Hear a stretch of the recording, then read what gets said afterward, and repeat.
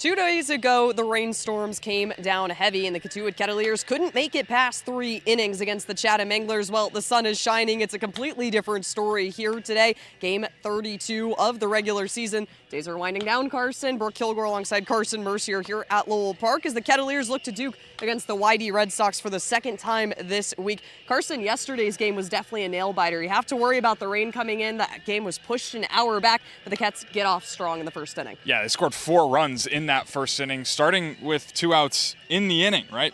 First 2 batters of the ball game punched out, and then some magic happened, right? 5 walks in that innings, 2 extra base hits, Owen Pano with a double, Will Plattner with a double, 4 runs in that first inning, and you're thinking, all right, let's get a victory. Let's beat the top team in the West, and well, things didn't really happen that way.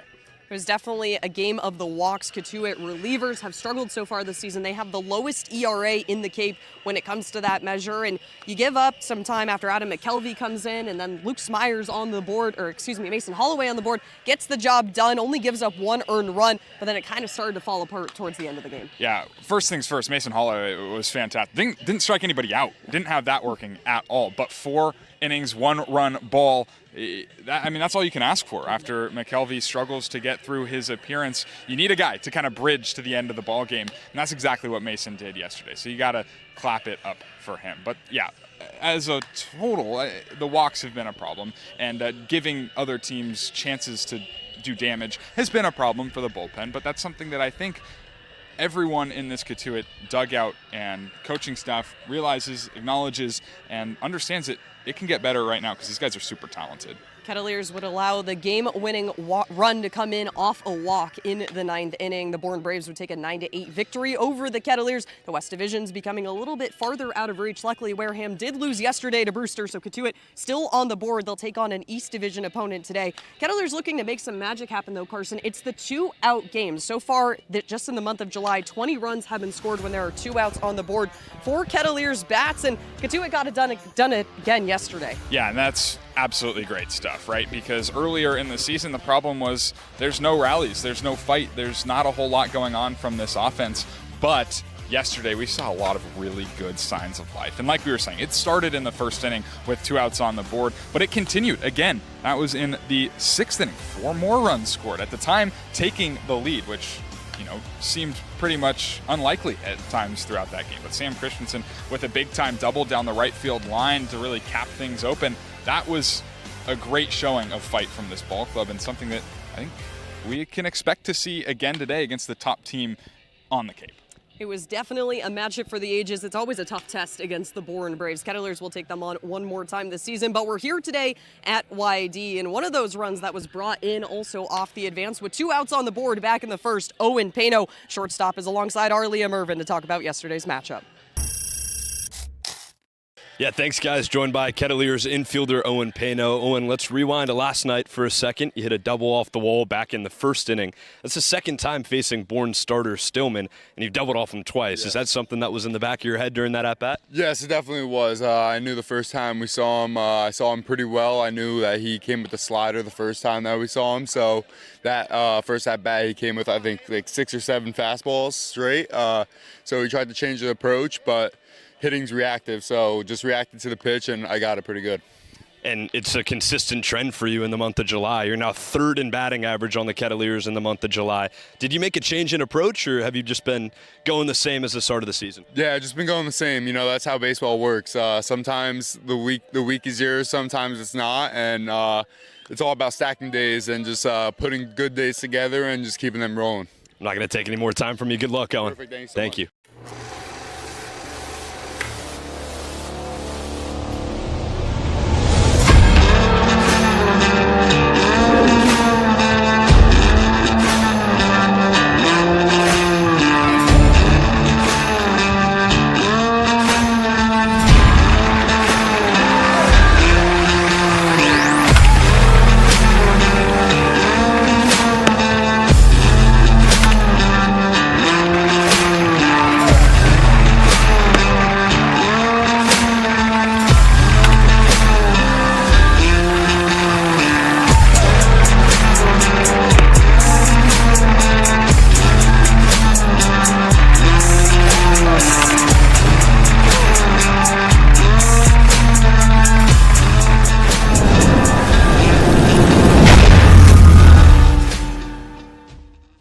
If you blinked, you might have missed it. It's not deja vu. The Cotuit Kettleers and the Yarmouth-Dennis Red Sox are back in action for the second time in 4 days. As the 2026 summer begins to wind down and playoff implications around each day for Cotuit, it's another big test here at home against the best team on Cape. It's a mostly sunny 76-degree day here at Lowell Park. No threat of rain this time around. Last time the Cats played at home, the rain killed off a close pitching duel between Cotuit and Chatham. It's a chance to play a full and complete game here today. Welcome inside our broadcast booth, Brooke Killgore alongside Carson all the way down on the right. Playing Ervin here in the middle. We're getting things set just a couple minutes here before first pitch. It's a 4:30 start today, so we've got about 9 minutes to kill before action gets underway. It's the Wareham Red Sox, the best team here to take on the Cotuit Kettleers, for the second time in 4 days. The last time was a shutout loss against these Red Sox, and there was a lot of damage. Offense poked a little bit here and there, but why did all top? Yeah, sure was. I mean, first of all, what a beautiful day for baseball. It's a bad day to be a cloud farmer.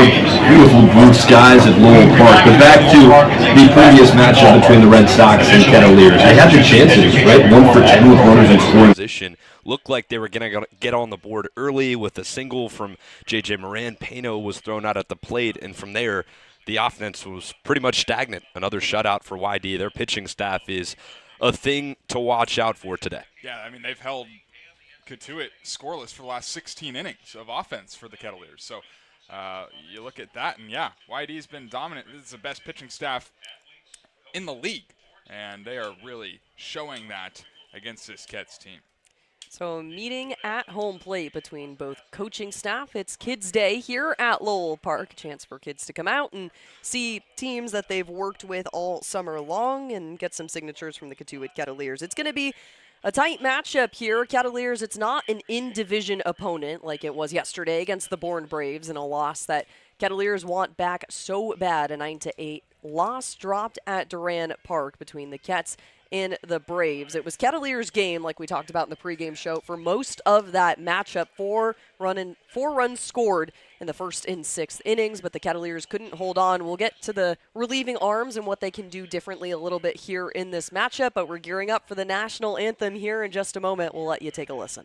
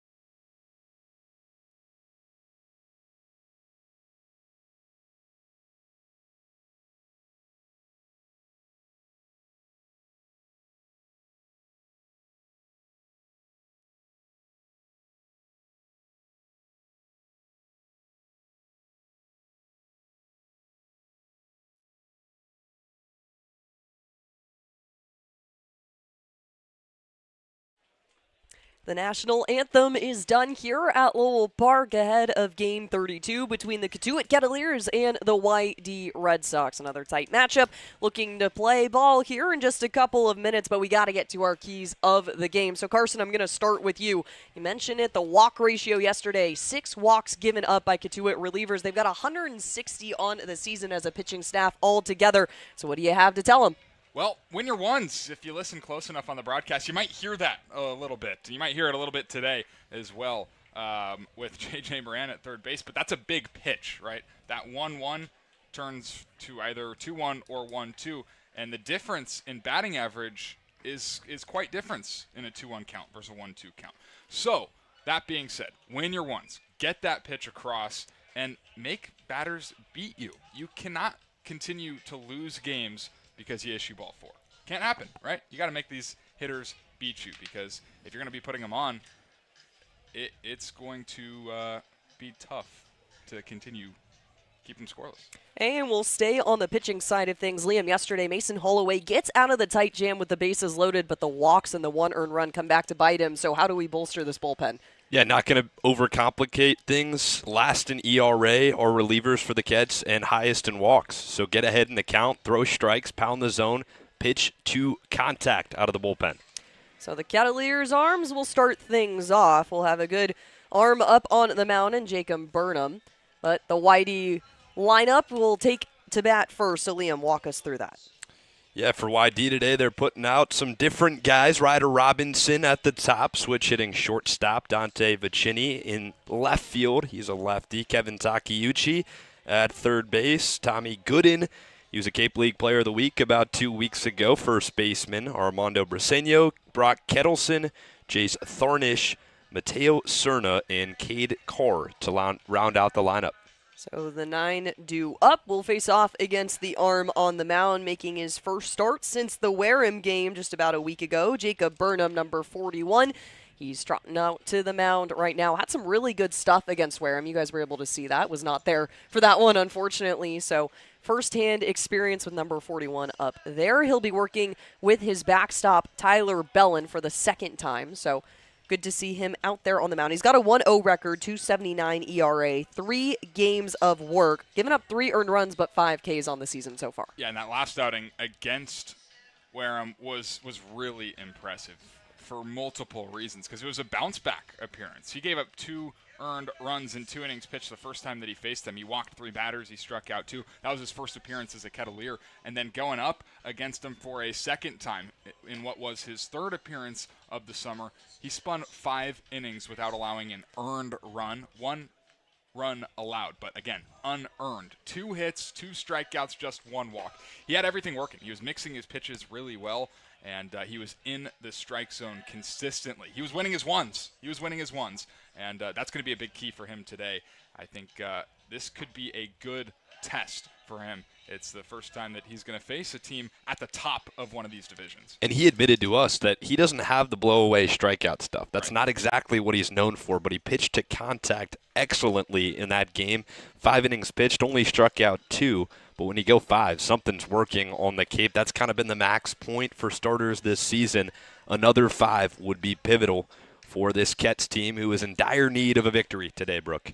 The warm-up pitches are completed for Jacob Burnham on the mound, and we'll go through your outfield and infield real quick just so you have an idea of who's out there. Ryan Taransky in left, Landon Beaver in center, Sam Christensen makes his back-to-back start in right, J.J. Moran, Owen Pano, Aiden Aguayo, and Hogan Denny for the first time at first base. That'll go left to right there for you, and Tyler Bellin, which we just mentioned just a couple seconds ago, catching Jacob Burnham for the second time this season. Ryder Robinson, the shortstop out of BYU in his 3rd game as a YD Red Sox, will take to the plate. The righty looking to bring down what was a great start for Jacob Burnham just about a week ago. Ryder Robinson, one of those guys who's had a breakout performance. The first pitch to him right on time at 4:30 p.m. here at Lowell Park. It's about 73 degrees. It's mostly sunny skies here on the 23rd of July. It's a 1-0 count to kick things off for the shortstop. He'll hammer this one out toward center field. Running in for it will be Landon Beaver, stepping underneath and gloving the first out. 2 pitches for Jacob Burnham to get the first out on the board. Hey, very good. Very good. It was a lot of early offense and the first inning of yesterday's game, but quick out. So we'll switch sides of the box here at Lowell Park. Dante Vicini, the left fielder out of Cal Poly, takes to bat. First toss to him. He'll watch that one go by, and there's a strike for you. Another thing to note is that Tyler Bellin is back behind the plate today. You got to think that's a result of him catching Burnham in his great outing at Wareham last time. Keep the consistent battery. It's something we've talked about a lot this season, is the familiarity with catchers. Popped out towards left field, running underneath it will be Ryan Taransky. It'll drop in foul territory, so Vicini's got to work his way back to home plate. Rob Cooper's going to step out of the dugout to catch a string? Piece of plastic. Thought it was a water bottle at first glance, but no harm, no foul. Will resume play. Remnants of the kids' night, maybe? Kids on the field getting some autographs. Putting stuff in their pockets and then dropping it off on the field. Always. Surprised there's not a lot more dandelions littered around, but they don't really grow here at Lowell Park. It's a 1-2 count for Vicini. Kick and delivery on the lower half of the corner, ball 2.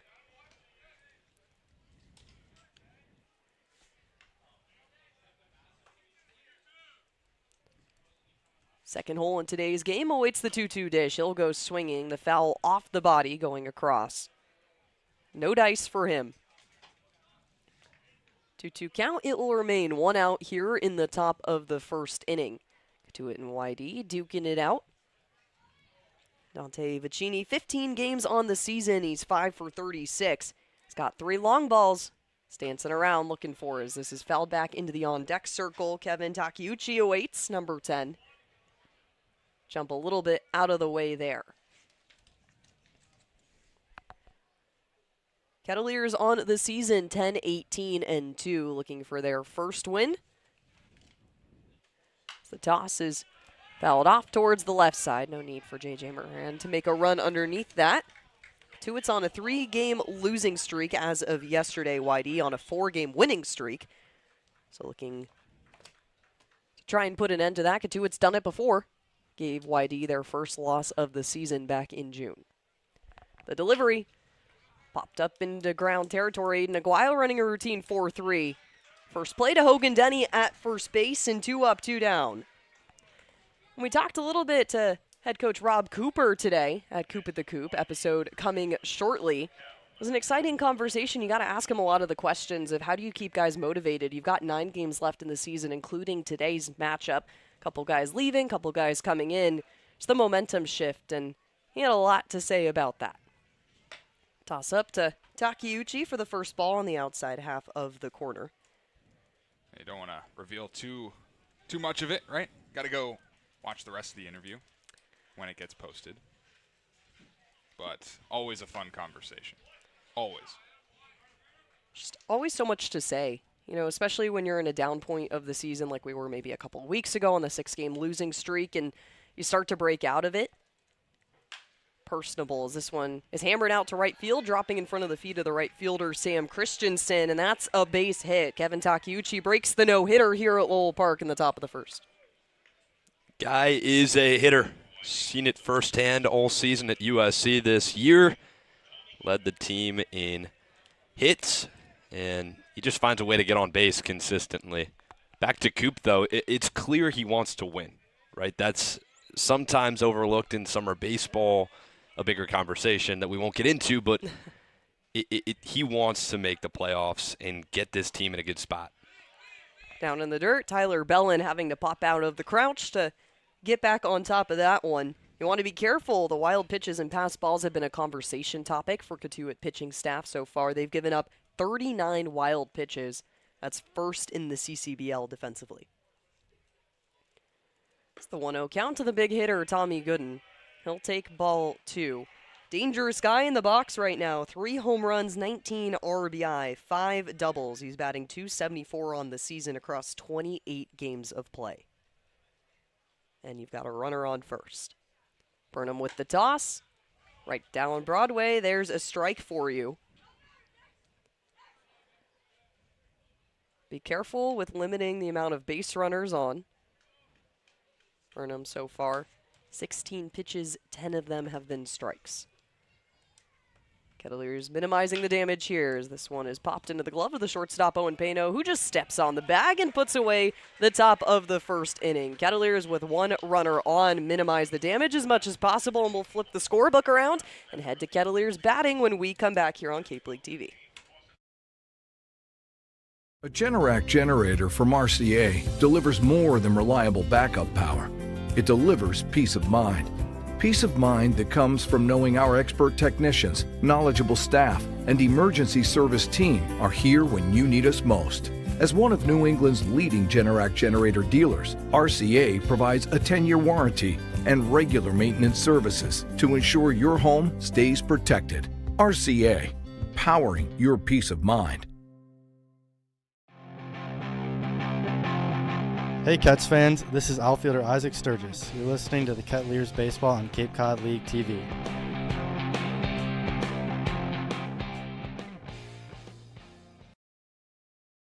We've made it to the bottom of the first inning here at Lowell Park. Jacob Burnham only needing 17 pitches to get things going, and the Kettleers will take to the batter's box. And Carson, lead us through this lineup. Well, good scoreless first for Mr. Burnham in a lineup that put 4 up in the first inning yesterday. It's going to roll out like this, penciled in by Rob Cooper. Sam Christensen, batting in the bottom of the order yesterday, hit that big 2-run go-ahead double, his first hit as a Ket. Now he's going to lead off. Hogan Denny's going to bat second, playing first for the first time this summer. Owen Pano looks to stay hot. He's right in the middle of the lineup at shortstop. J.J. Moran is in the cleanup spot. He's at the hot corner.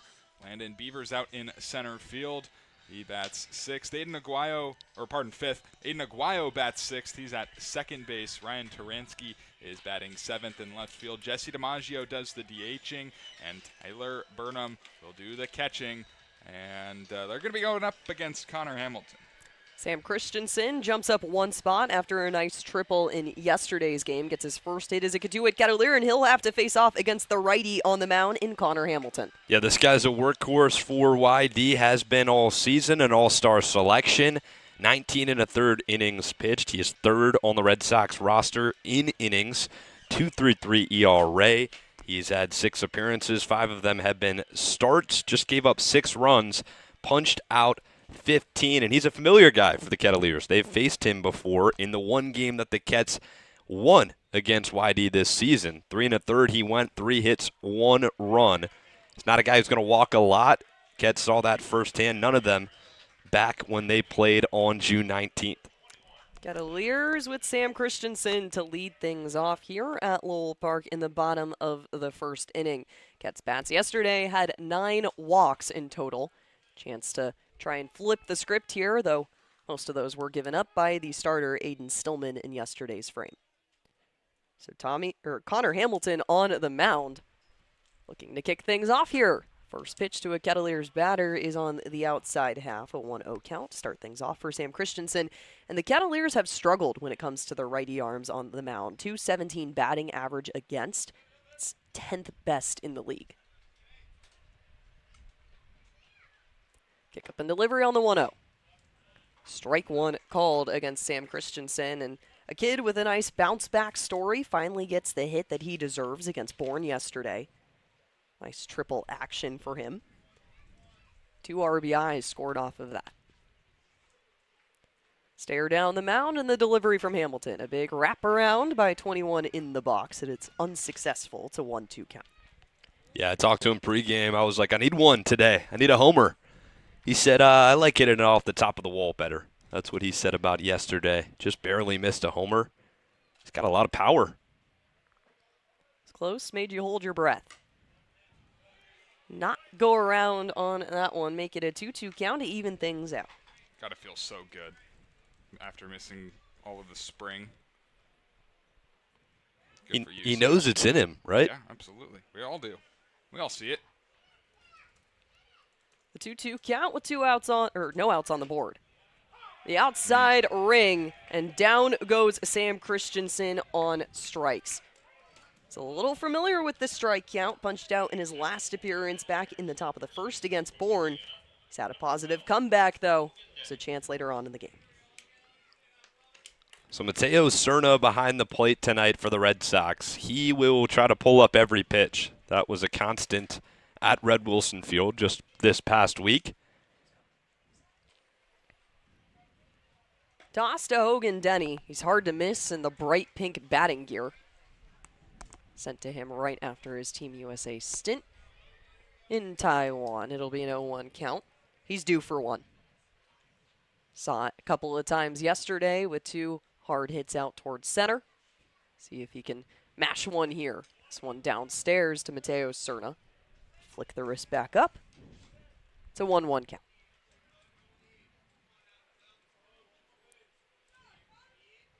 Cats and YD duking it out for another go-around this season.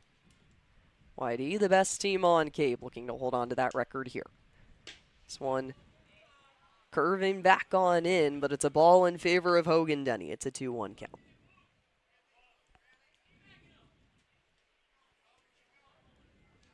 Sunny skies here at Lowell Park. 1 out on the board. A different story from Tuesday's matchup against Chatham. Game rescheduled to July 30th. Strike 2 called against the Indiana Hoosier, who's playing first base for the first time this season for the Cotuit Kettleers. He's jumped around a bunch. He's played third, he's played outfield, catcher. Obviously, definitely the position seems to most prefer, but he'll play wherever he's needed. The toss. Downstairs pitch, and Denny will stay alive with the 2-2 count. Foul back.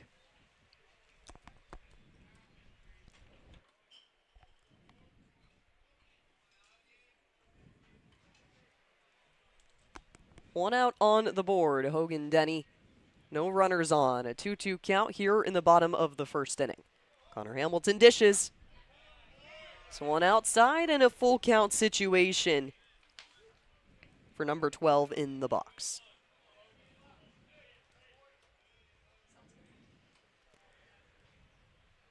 Hogan Denny keeps on trucking. He's got a chance to be the leadoff runner for the Kettleers here. Delivery upstairs and hammers this one out towards left center field. Going towards the glove, but not in time. He is situated on first. A first base knock for Hogan Denny with a drop ball in left field.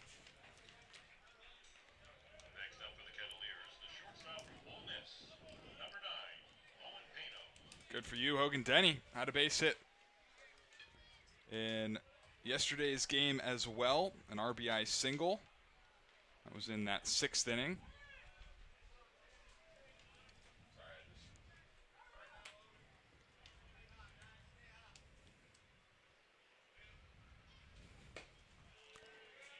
First toss to Owen Pano. Had a chance to talk with him pregame alongside Liam. Sure did. Interesting conversation. The second time you see an arm in the summer, this will be the case for the Cats against Connor Hamilton today. Kick and delivery. There's a strike for you, Owen Pano. Pano has proved to be a guy that patience is definitely a virtue going into yesterday's game. 11 games on the season. He was about 8 for 37. Put up 2 big hits in back-to-back innings to kick off that game yesterday. Pano with a chance here with Hogan Denny on first. This one on the outside. It's a 2-1 count for the shortstop out of Ole Miss. He's on a 4-game hitting streak. Also 4 games of finding a base consecutively. It's the guy you want in the box right now. It's a 2-1 count, 1 out on the board. Hammers this one over into the glove of second baseman, trying to turn the play, and it will be a twin killer for the YD Red Sox. It's a 4-6-3. And we're headed into the top of the second. The first frame is completed here at Lowell Park. We'll be back with more in a sec on Cape League TV. A Generac generator from Mercier delivers more than reliable backup power. It delivers peace of mind. Peace of mind that comes from knowing our expert technicians, knowledgeable staff, and emergency service team are here when you need us most. As one of New England's leading Generac generator dealers, RCA provides a 10-year warranty and regular maintenance services to ensure your home stays protected. RCA, powering your peace of mind. Try it, then buy it. Rent a new cat for up to 90 days. Then apply 100% of the rental cost to the purchase and save. The Milton Cat Rent to Purchase offer. Try it, then buy it. Go to miltoncat.com/RPO. Cape Cod 5 is proud to be the official banking partner of the Cape Cod Baseball League. Cape Cod 5 offers a broad range of financial products and services tailored for every stage in your financial journey. Reach out to us. We're here to help. If you're a Massachusetts resident and don't have a bachelor's, you could be attending 4Cs for free, all while preparing for careers that actually move you forward. Aviation maintenance, nursing, dental, funeral service, we've got it all. capecod.edu/free.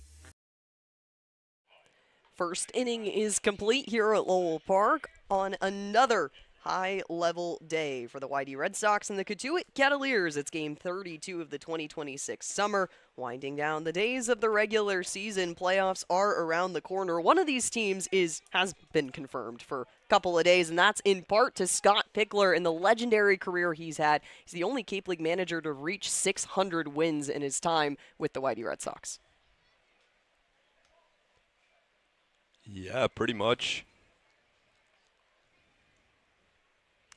It's been an exciting career for him. There's a lot going on for such a high-level coach, and to bring that kind of expertise. And you expect so much out of your team. There's a little bit of an on-field delay here. We'll let you know as soon as we know what the situation is there. But talk so much about a team that's blown up as of recent. The YD Red Sox have been on a heater, to say the least. 24-5-1, they're first in the East. Your highest average, 274 off the bat of Tommy Gooden. Got a bunch of home run leaders. They're all tied for third. Gooden, Cerna, Vicini.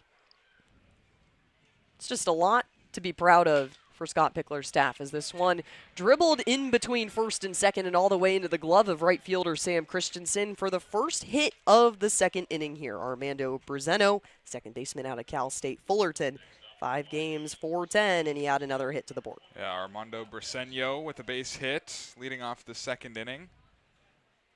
He's a West Coast guy through and through. Long Beach State to Fullerton. And starts the second with a knock. First toss out to Brock Kettleson. The Cats know him. 27 games, 15 for 62. He's got 5 doubles, 8 RBI, 16 walks, 17 strikeouts, so it could go either way for most of these at-bats. Kettleson with a runner on. Toss to him, hammered out towards left center field. Confidently stepping underneath it is the left fielder Ryan Taransky. And out on the board, retreating back to first is Braceno. There you go, and out on the board for Jacob Burnham. And the scary thing about YD is they've just been getting more and more reinforcements. Ryder Robinson at the top of the lineup, a new guy with a great debut. Briseno, also relatively new. They've got a guy in their debut coming up right now. Debut hitter to face off against Jacob Burnham. The lefty tosses down low and sent into center or left field. The play over to first. That will be in time. A phenomenal play by Owen Pano. The shortstop makes the connection with Hogan Denny at first, and it's been 2 up, 2 down since the leadoff hit. Owen Pano is just beautiful defensively. I mean, it is so smooth with him. The first play he made on the summer was just like that. And this is a smart one, too. He didn't try and do too much. He didn't try and get the out at second. Goes to first, gets out number 2. Yes, a runner in scoring position, but you just need the one to get out of the inning. Very nicely done. Teo Cerna tries to take on the first ball he sees. It's unsuccessful. It's an 0-1 count for the catcher out of Missouri, an all-star in this lineup. Last time these two teams faced up, it was all-star, all-star, all-star practically when you looked at the lineup. 4 back-to-back at some point in their batting order. Check back towards second, and the toss on the outside. Tyler Bellin rings that one back around. It's a 1-1 count. So Jace Tharnish in his first game as a YD Red Sox, the right fielder from Kentucky, grounds into a 6-3. It was a great play from Owen Pano. Arnish probably not too happy with his first at-bat. The kick and delivery. Ball action looping on the right half of the zone. Teo Serna went around on it, fouled back off over our heads on the left side, or the right side.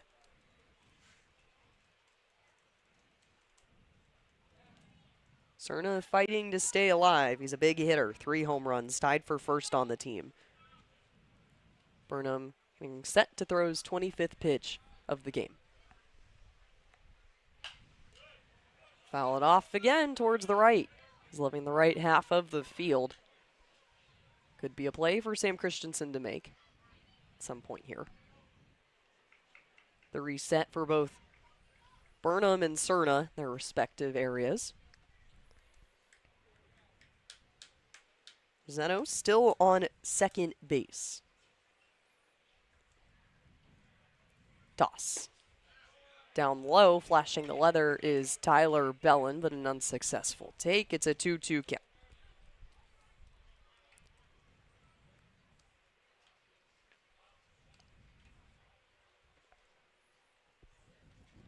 Still in the top of the second inning, 2 outs on the board for the Kettleers, still scoreless. One down low, having to lean all the way forward is Bellin. These two have worked together before. We mentioned it a little bit pregame. Last game together was at Wareham, so smart choice to stick with what works for Jacob Burnham.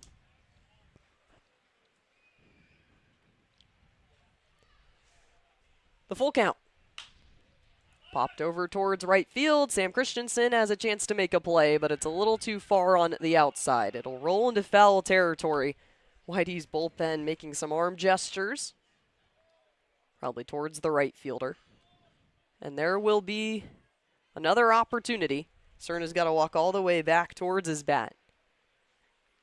Jacob Burnham needs one more pitch. Good fight from Serna in the box.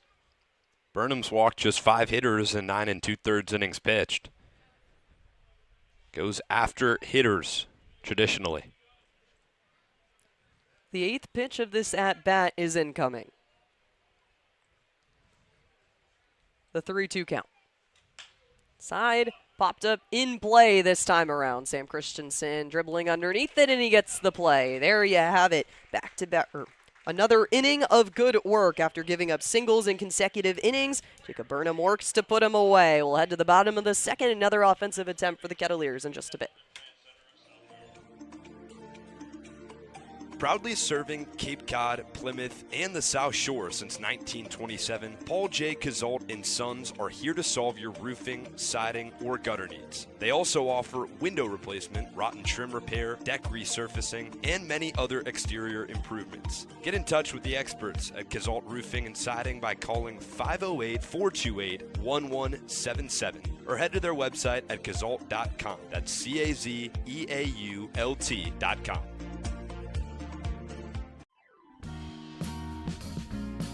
Cape and Coast Bank has been supporting Cape Cod families since 1921. Just like the Kettleers, they believe in teamwork, commitment, and community. Whether you're planning your next big move or need smart business advice, Cape and Coast Bank is there to help. Find out more by visiting capeandcoastbank.com or at their nearby location off Falmouth Road in Marston's Mills. Hey Cats fans, this is Ryan Taransky, outfielder from the University of Cincinnati. You're listening to Kettleers Baseball on Cape League TV.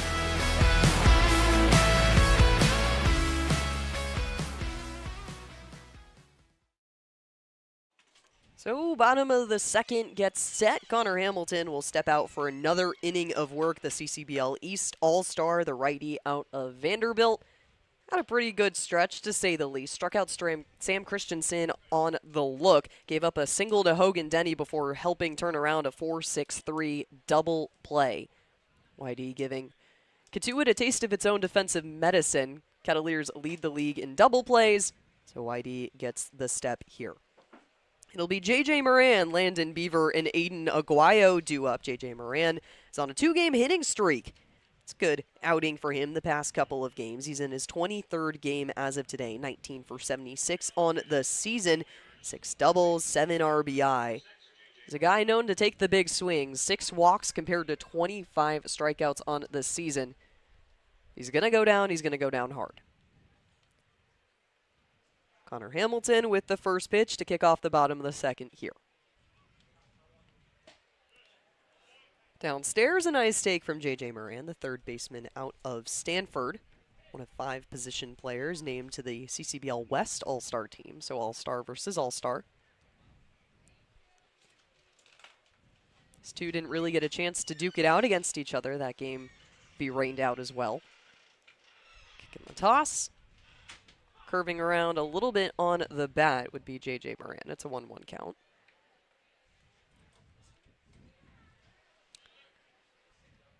CCBL All-Star game was not rescheduled. It's probably the worst rain I've seen outside of the rainout that we had 2 days ago.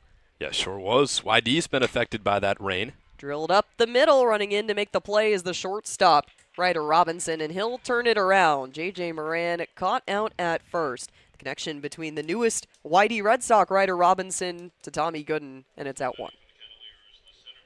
All right, so good approaches through the lineup. Some hard-hit baseballs here and there. Denny hit a shot into left center field. Pano hit his hard right at the second baseman, Briseño. And Moran with a decent at-bat. Like to see some more pitches off the arm of Connor Hamilton. Doing what he does best, force the soft contact, get guys out early, move the line across. This one hammered out towards right field, Landon Beaver. And there you go, kid. Beaver puts up the second home run of the season here at Lowell Park for the Cotuit Kettleers. A no-doubter on the first pitch he sees from a CCBL All-Star. That one's gone, Beaver. He's an All-Star for a reason, right? Jumped all over a first pitch fastball on the inside corner. Let's take another look as Beaver rounds the bases around Tripper for Landon. First pitch swinging, first pitch crushing. 1-0 in the first time in 17 innings that the Kets have a run against the Red Sox. Jake Hanley was definitely a name the Red Sox were terrified of in their last meetup. He put up 2 home runs against the Red Sox pitching staff last time they were at home. Landon Beaver with the no-doubter, kind of a similar performance to what he had against Falmouth back on the 3rd. And delivery to Aiden Aguayo. Wow. There you go.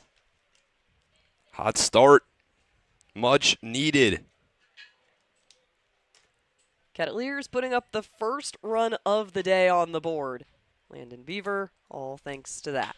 This one hammered into center field. Aiden Aguayo with the nice looper over the top of the head of the shortstop, Ryder Robinson. He's on base, and when one Kettleer bat gets hot, another one should follow. You saw it yesterday in the first inning. Sometimes all it takes is your guy to get a hit, work a good at-bat. It translates. Runs down the lineup. Aguayo feeds off Beaver's energy. Takes one back up the middle, a single with one down. Ryan Turansky, a guy who definitely feels due up. He had the last home run for the Kettleers at Orleans a couple of weeks ago. This one down low towards the left foot of Mateo Serna in the box. It's a 1-0 count. Turansky has 1 home run on the season. Helped propel the Kettleers to that 4-2 victory over the Firebirds. Aiden Aguayo at first, 1 out on the board. Kick and delivery. This one on the outside. Aiden Aguayo tied for first when it comes to stolen bases. It's matched up. Dawson Park. It's been a focus for him this whole season. Trying to steal bases. That's what the UCLA staff told him he needs to improve on this summer. Been doing a great job of it. Hasn't been caught stealing either. Keep it moving on the base paths, and Kettleers could have some success moving the runners forward. Turansky, the 2-0.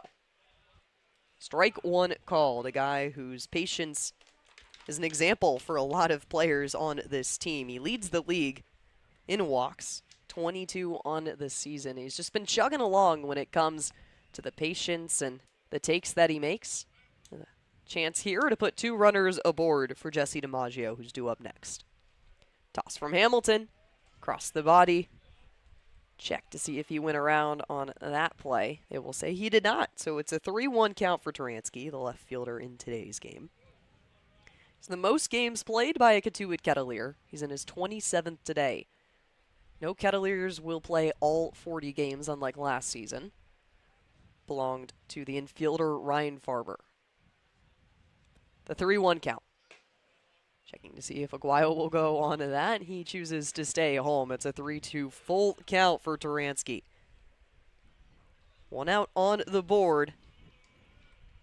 Want to avoid ending your inning like the last one with that 4-6-3 double play. Turansky awaits. Check back to first will be there first. And they got Aguayo. For the first time this season, Aguayo is caught while chasing back towards first. Wow, 6 stolen bases, 1 caught stealing for Aguayo. That's rare. Well, it's not exactly a traditional caught stealing. He's just leaning off the bag. Hamilton picked it up well. He was taking a secondary jump right as Hamilton got set. Threw it back to first to strike. Gooden slapped the tag on, and the single was erased. Turansky makes up for it, though, with his 23rd walk of the season. Suddenly, it's a bit of a different circumstance. You lose your leadoff guy on first base. You've got 2 outs on the board, and Jesse DiMaggio steps up to bat. A little bit more of a stressful situation. He's got a home run on the season, though. Yeah, that was an issue from yesterday as well. 3 Kettleers were caught stealing in last night's game at Duran Park. Got to clean that up. Those little mistakes come back to bite you. Jesse DiMaggio faces off against Connor Hamilton. Ryan Turansky with a little bit of a lead off first. That's how the first inning ended against YD the last time these two teams faced off. Had a little bit of a tight run situation towards home plate. Owen Pena would be caught off. It's a 1-0 count. Another check over towards first. Turansky slides in safely, though. Still remain a 1-0 for Jesse DiMaggio, the designated hitter recently committed to Dallas Baptist University, and another Kettleers All-Star. The All-Stars are making it happen. Turansky dances off first. Jesse DiMaggio flicks that one out towards left center field. Over the shoulder of the left fielder, Dante Vicini. Ryan Turansky turning around third. He's got the green light to go home. Turansky with the play, slides on in, and there you go, Kettleers. Jesse DiMaggio with the RBI double. Gets himself over to second. We have a ball game here in the bottom of the second. Offense continues to come in waves. Jesse DiMaggio was due for a hit. Hitless his last game against Falmouth. Jumps on the second pitch of the at-bat. A fastball on the inside half. Punches it out to left center field. Turansky's got speed. Would that have scored 2 runs if Aguayo didn't get picked off? Yes, but you'll take the 2-0 lead in the second. Kettleers have 21 runs scored in the month of July when it comes to 2 outs on the scoreboard. Delivery for the closer of this batting order, Tyler Bellin. 1-0 count. So far this season, he's playing in his 4th game. Still looking for his first hit as a Cotuit Kettleer, but he scored 2 runs, walked 4 times. He knows how to make the offense productive. Delivery to him, it's a foul off over the right shoulder. So Jesse DiMaggio on second after the nice RBI single to bring home Ryan Turansky. It's a 2-0 score here in the bottom of the second. Cotuit with 4 hits on the day against the best team in the CCBL. Toss up to Bellin, way upstairs. Having to pull back a little bit out of the stance. 27 will readjust the grip. He's got another catcher on second, so hopefully there's a bit of that catcher connection. Here to round things off in the batting order. Bellin with the 2-1 count. This one he will take, and it's a smart move. Make that a 3-1 count and a chance to throw another runner on for the leadoff guy, Sam Christensen.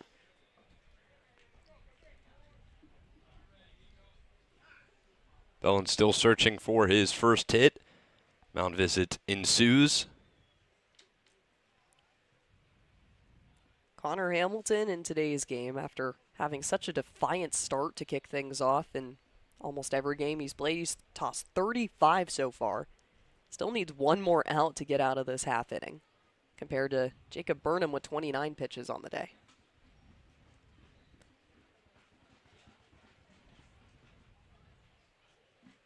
Hamilton definitely dealing with a little more base traffic than he would like to imagine. It's been pretty good so far this season. 19 1/3 innings pitched coming into today.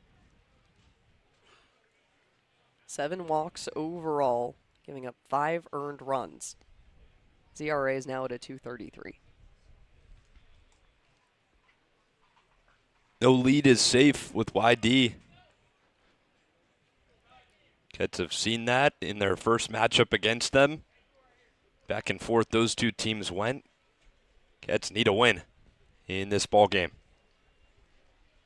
Kettleers also know what it's like to turn leads over. Yesterday's game was also the definition of a flip-flop. 2-0 Kettleers, 2 outs on the board, a 3-1 count for Tyler Bellin. Jesse DiMaggio on second. Here's the pitch. Big wraparound for Bellin. It'll make it a full count. Kettleers, so far today, have singled and walked when it comes to the full count situations. Hogan Denny had the single in the first. Turansky walked. Go 3 for 3 here when it comes to the full count. Payoff pitch, wrap around. Connor Hamilton, the brief pause, gets the K on the day and puts away what was 2 runs given up here in the second. And no doubter home run from Landon Beaver. And Ryan Turansky brought home off the single from Jesse DiMaggio. A lot of great action. And there's so much to talk about, but why not ask Coach Rob Cooper about it? We have our Carson Mercier. Guys, thank you very much. Alongside head coach Rob Cooper. Coach, yesterday your offense put up some crooked numbers, a good amount of extra base hits. In this inning, Ket's got a couple of runs, a couple of extra base hits. Landon Beaver, his active team lead, 2nd home run. And Jesse DiMaggio, what have you seen from this offensive group that started to get it going in the month of July? Yeah, again, I just think that the more that you can swing the bat with a wood bat, you know, these guys are used to using aluminum against this level of pitching. You got to be able to feel your barrel, be able to learn how to make adjustments day to day. And so guys just getting more comfortable with the routine of doing that, and it's starting to pay off. Last time we saw Tyler Bellin catching a game, it was with Jacob Burnham on the mound against Wareham. Is there some sort of special connection with these two? You know, I mean, you bring it up. I mean, obviously he caught him real well the last time, but, you know, it was really just his turn to get behind the dish, and just so happened to fell on the time when Jacob's back there, Jacob's pitching. So, but so far so good. Pitching with a lead, Jacob Burnham, what do you want to see from him the rest of his outing? Yeah, keep getting ahead, keep attacking the strike zone, keep, you know, making the defense do the work. Coach, appreciate your time. Guys, back to you. Well, thank you, Carson, and Coach Coop, as always. Always great to hear from you two. That nice little battery down in the dugout.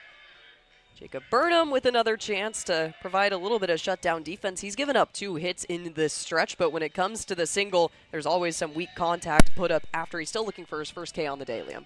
It's not something he's known for, again, and rightfully so. If you can pitch a contact, might as well. In a league like this, if you work down the middle of the zone, heard some of YD's pitching strategies, and a lot of that has been just throwing the ball simply down the middle. A lot of the times when you aim for the middle of the plate, you'll miss on either side of the zone, but that allows it for it to still be a strike if you miss not too poorly on the outside corners. Burnham's kind of lived by that this season. No strikeouts yet, but hey, still a lot of baseball left. Burnham with 5 Ks on the season at Boston College. He punched out 34 batters across 37 2/3 innings pitched. The first will be a strike to the closer of the batting order of the YD Red Sox, Cade Carr, in his 2nd game wearing the Red Sox jersey. Designated hitter out of Samford. This one a light pop in the infield. Running forward is the third baseman J.J. Moran, turning to make the play. It will not be in time. A little bit of that bunt action, just really weak contact. And there you go. You got a 2nd hit for Cade Carr on the season. Swinging bunt down the third baseline, nothing Moran could do.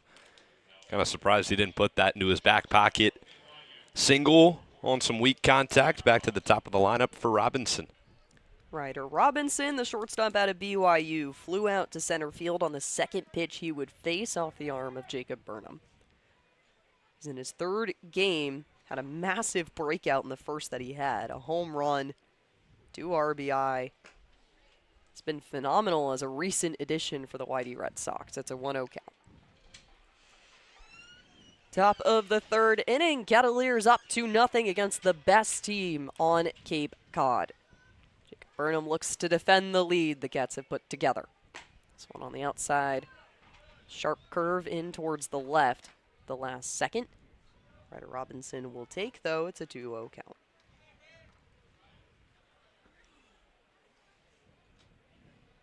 Ryder Robinson also already has 2 stolen bases. In one game. Crazy stuff. Fouled off, but a nice hard hit ball towards the right of Lowell Park. He's itching for it, and he's got a runner aboard. Cade Carr singled just moments ago. It's a 2-1 count for the shortstop, who's promoted himself to the leadoff spot. Talk about having a breakout start to your season. Goff. Foul, it looks like it went off the left knee of Robinson. Take a second to readjust, step out of the box, redo the batting gloves. Jacob Burnham will trot back up to the mound. It's a 2-2 count. Will remain that. Burnham tossing his 36th pitch. He's got 23 strikes on the day. Hamilton finished the 2nd inning with 37. The delivery down near the 5-hole of Tyler Bellin, recovered in a good defensive stop. It's a 3-2 full count.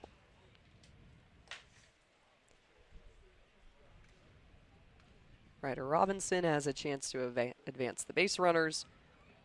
It's a deadly threat in the box. Kick to him, and it's pushed over the head of Aiden Aguayo. Running in to make the play is Sam Christensen, but not in time. Ball dribbled just in front of the right fielder, having to step down to make the play, and Ryder Robinson is 3 for 4. Or excuse me, 3 for 5. Back-to-back base hits. Jacob Burnham's got to bear down. This was kind of a trend in yesterday's game at Bourne. Cats got 4 on the board in the first. Braves scored 6 unanswered. And back and forth they went until the final 9-8. Showing bunt, running in Dante Vicini.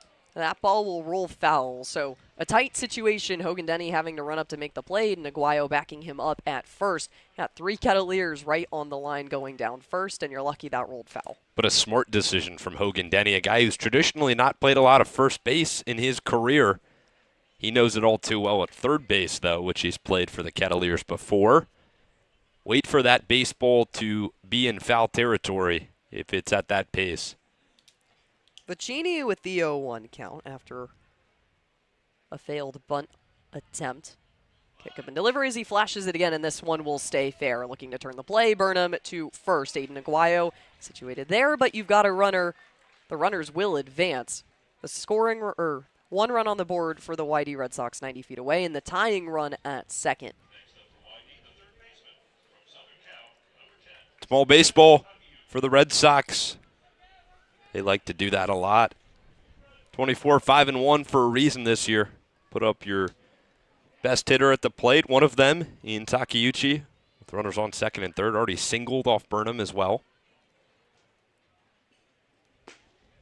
First pitch, it's a big swing out of the bat of Kevin Takeuchi. It will not connect. An 0-1 count to start things off for the third baseman.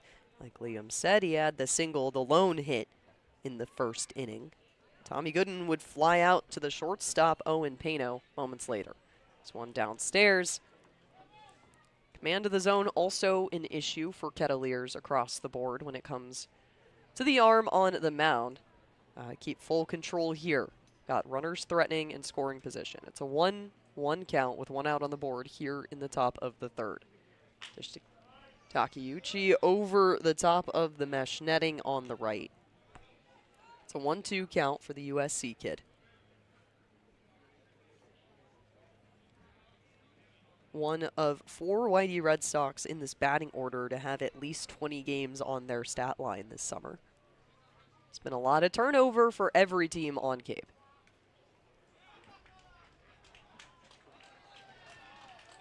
And the runners will advance. It's a balk. So Burnham just flinched the front foot when he was set. wow. Little change of pace. The tying run is now 90 feet away. And the pitch wasn't even thrown. It's a box situation for Jacob Burnham. Called by what looked like first base umpire, Noah Hobart. So it's 2-1 now. Cotuit versus Whitey. The toss-up on the outside, the breaking ball action. Trying to take advantage of it. Kevin Takeuchi still in the box with a 2-2 count. So Cade Carr brought all the way home off the balk. Ryder Robinson advances to third. The momentum of this game could shift here. 2-2 count, one out on the board. She drills it right, trying to get into the glove of Jacob Burnham, but it bounces off and trying to make the play over towards first. They got him, but not before the tying run comes in. Ryder Robinson takes full advantage of a defensive miscue off the glove of Jacob Burnham. And now we're tied here at Lowell Park. Miscue is right. Jacob Burnham was definitely going to come home with that baseball had he fielded it cleanly in the glove. Instead, he has to go to first base. Red Sox answer right back. It's 2-2. Kevin Takeuchi was caught out at first base. So 2 outs are on the board, but the Cats and the Whitey Red Sox situated at 2-2 apiece. Cotuit had more of the conventional way of going about putting runs on the board, the Landon Beaver single shot home run. And Ryan Taransky brought in off the RBI single from Jesse DiMaggio, or RBI double, excuse me.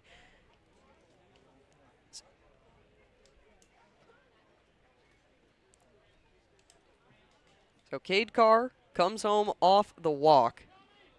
And then a ball popping out of the glove of Jacob Burnham sends Ryder Robinson home. So we're knotted up at 2 here with 2 outs on the board in the top of the 3rd inning.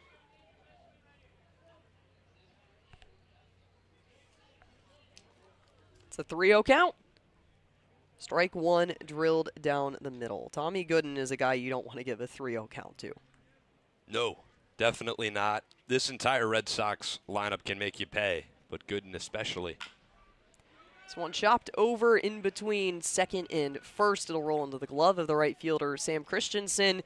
It's another base hit here in this inning. That's the 3rd one of just the top of the 3rd. It's good pieces of hitting all the way around for the Red Sox. Been hitting the baseball well in July. Just piece together good at-bats. Do that often.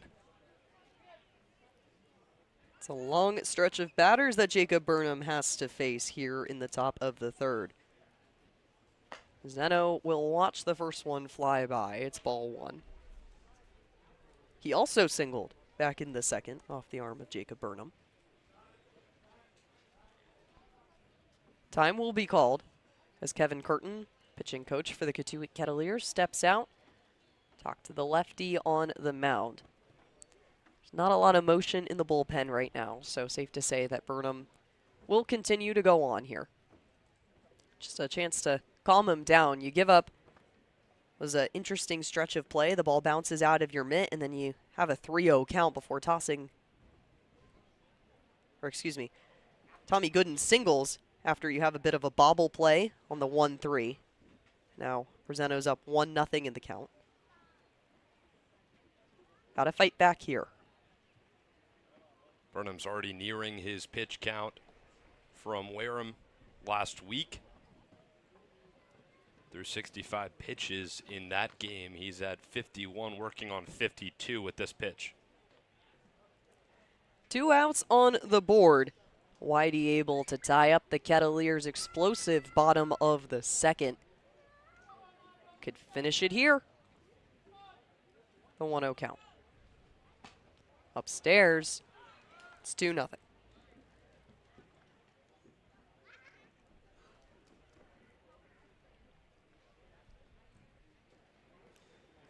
A runner on first for Jacob Burnham. Kick and delivery. This one a big hack. An attempt to, at least. Zeno with the 2-1 count. 2 outs on the board, top of the 3rd inning. 5 hits for YD. popped up pretty quick, at least here in the third. The toss, breaking ball action, curves in towards the left at the last minute. It's 3-1 again. Tommy Gooden on first after singling with a 3-1 count. Jacob Burnham just needs a little bit of weak contact in the infield to put him away. Foul off, and there you go, a 3-2 count. Battling back is the arm of Jacob Burnham. You just need one more strike.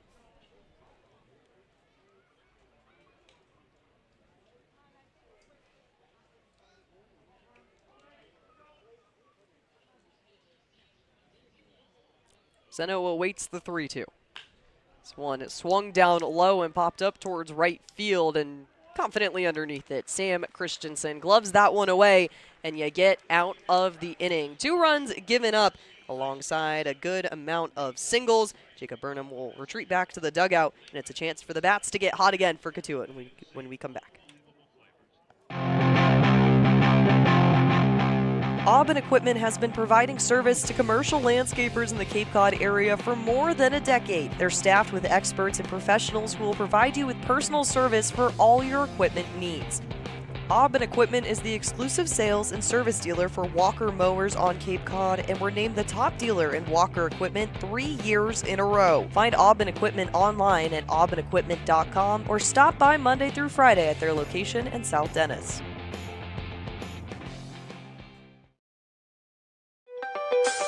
Beacon Gardens is Osterville's premier garden center. Located on Osterville and West Barnstable Road, Beacon Gardens prides itself on quality products and excellent customer service. Check out their wide assortment of garden products and find everything you need to beautify your home. Beacon Gardens, Osterville's premier garden center. Try it, then buy it. Rent a new cat for up to 90 days. Then apply 100% of the rental cost to the purchase and save. The Milton Cat Rent to Purchase offer. Try it, then buy it. Go to miltoncat.com/RPO. Hey Cats fans, this is Noah Coy, shortstop from Notre Dame. You're listening to Kettleers Baseball on Cape League TV.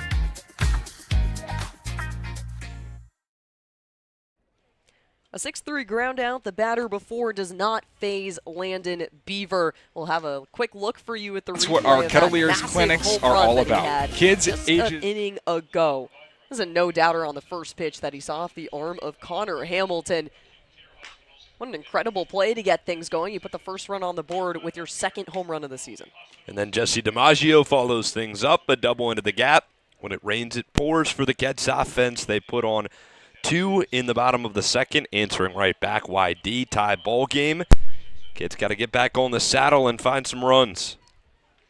Kettleers allow a 2-run response to finish off the top of the third inning against the Red Sox. A chance to flip the script here. Sam Christensen, the leadoff hitter in today's game, steps back into the box for his second at bat. First pitch he sees, he hammers right into the glove of the second baseman looking to turn the play, and it's a 4-3. Sam Christensen tries the first pitch approach, and he grounds out. And it's out in front of this one. Pitch towards the outer part of the plate.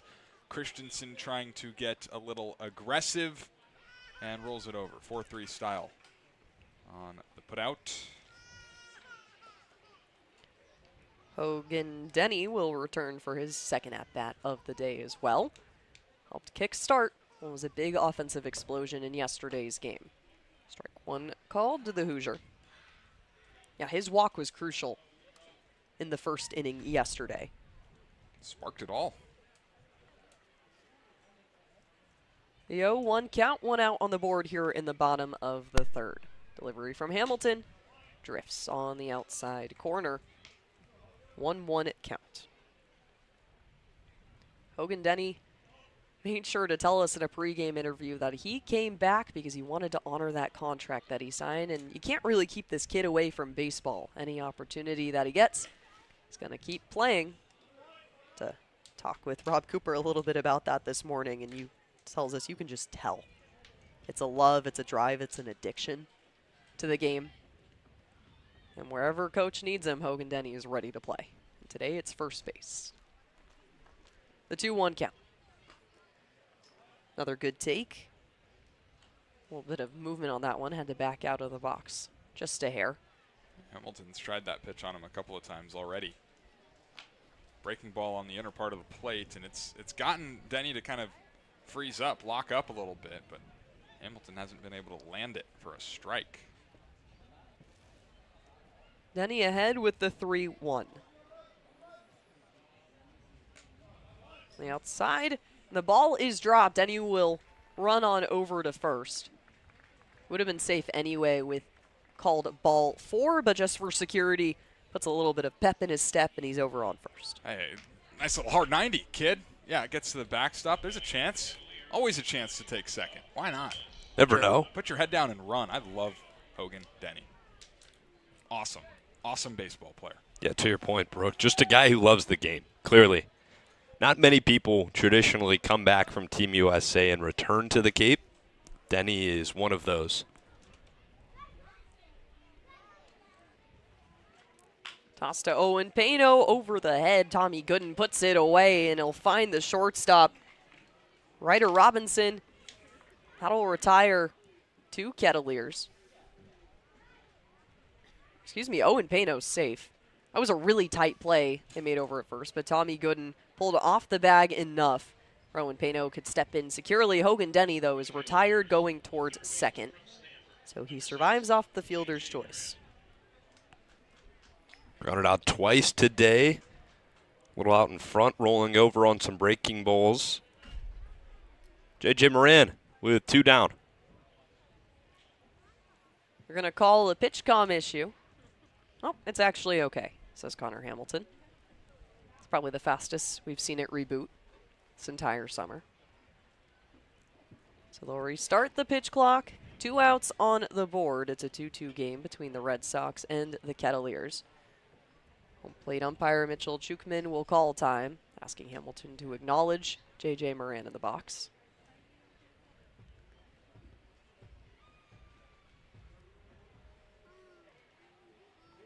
Play will resume.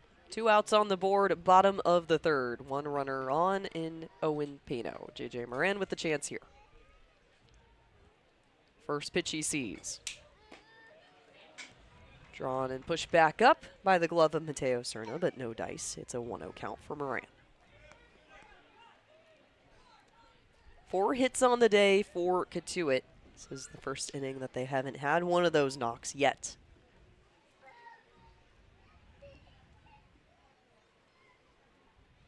Moving towards second, Owen Pano will go. The play from Mateo Cerna down low, and Owen Pano is safe. His 5th stolen base of the season tags him in, and another runner in scoring position.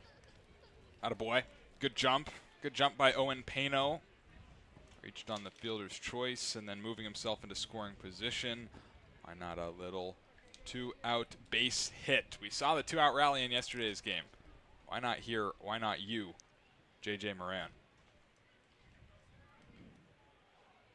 1-1 count. Owen Pano now on second.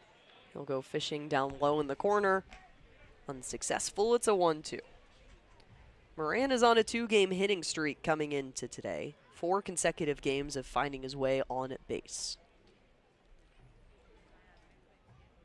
He's putting up when needed. 19 hits on the season. The 1-2.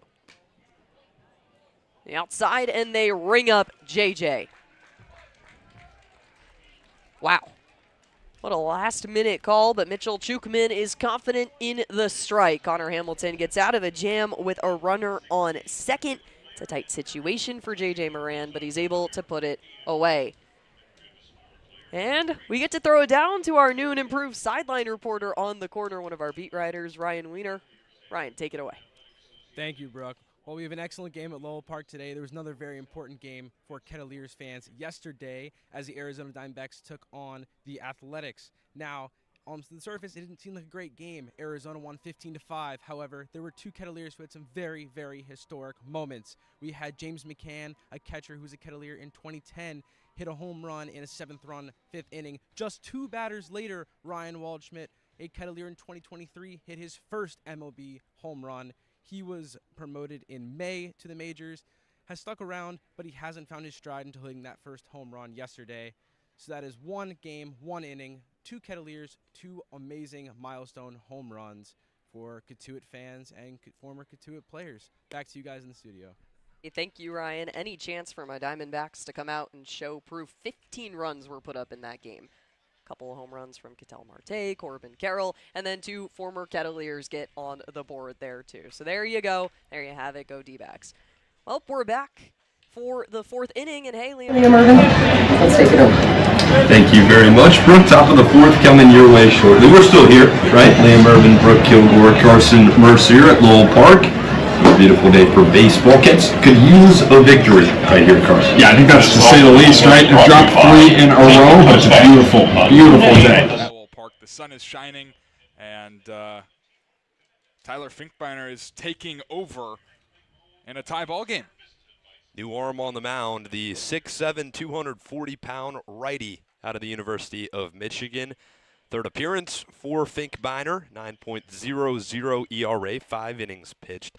That's some up and down appearances, same order as the Wareham game. Finkbeiner came in for relief for Jacob Burnham, in which he struggled a tad bit in that game. Yeah, Jacob Burnham, 3 innings pitched, giving up 5 hits and 2 earned runs. No Ks on the day. No walks, though. That is the one positive that you can toot your horn to in terms of Burnham. But, yeah, just trying to find your stride again. And good move from Rob Cooper. You see a little bit of the shakeoff starting to come. Throw in a new guy, get some new momentum going up on the mound. And Tyler Finkbeiner, so far this season, the righty out, still looking for that really big productive outing as a reliever. Well, I think the big thing with Finkbeiner is getting him into the third inning. That's when he struggled, because his first 2 innings were dominant, scoreless, both of them. And then the damage came in that third inning. Got through 2 2/3, but did give up 3 runs. And then again, all 3 of those runs came in that third inning of work. So we'll see. Can he start to stretch himself out a little bit against the best team on the Cape?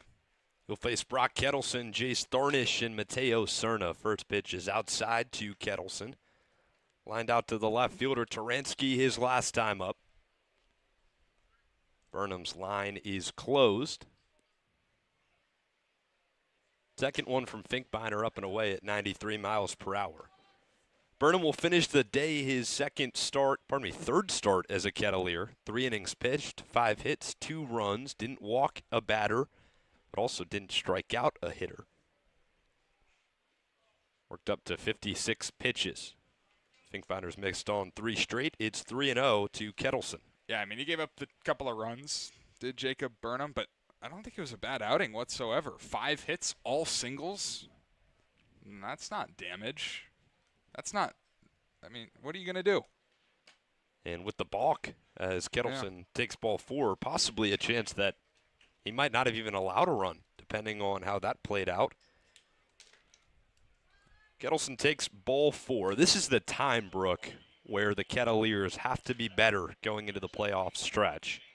The relief pitchers have been an issue for Coach Curtin and the pitching staff. Yeah, it's definitely been a change of pace since June, where the relievers definitely made their mark earlier on in the season, but since then, a 5.58 ERA, that's the lowest in the league.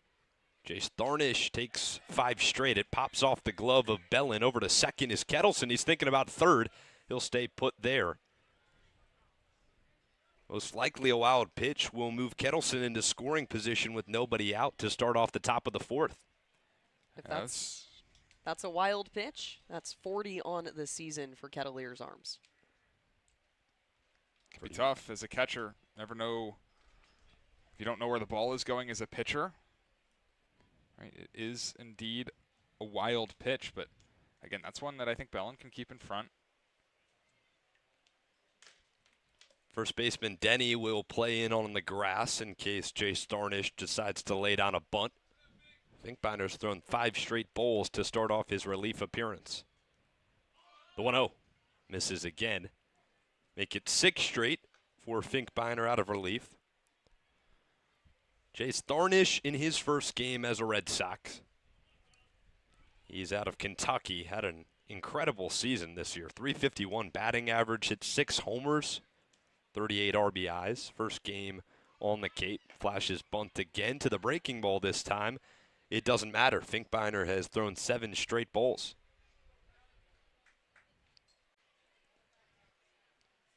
2-2 ball game in the top of the 4th inning. Gets stacked on 2 in the bottom of the 2nd. One of those courtesy of a Landon Beaver solo homer. Pulling back again is Tharnish. It's ball 4, 8 straight for Finkbeiner in relief, and a runner will be on first and second with nobody out. That's been the problem for Finkbeiner this year, right? Ball 4, free pass. And, well, he's dug himself into a hole here. It is the bottom of the order, but no ordinary bottom of the order, right? Exactly. Mateo Cerna steps up, a .294 hitter on the year, an all-star selection, and he's in your 8 hole. If he decides to square around, he does. Flashing bunt early. Finkbeiner can't find the zone. Ball 1 to Cerna, and it's 9 straight for Tyler out of relief. Past 2 hitters have been squaring to bunt, trying to just move their guys on the base paths over 90 feet. Finkbeiner hasn't given him a chance. That finally finds the zone. It's 1 ball and 1 strike to Cerna.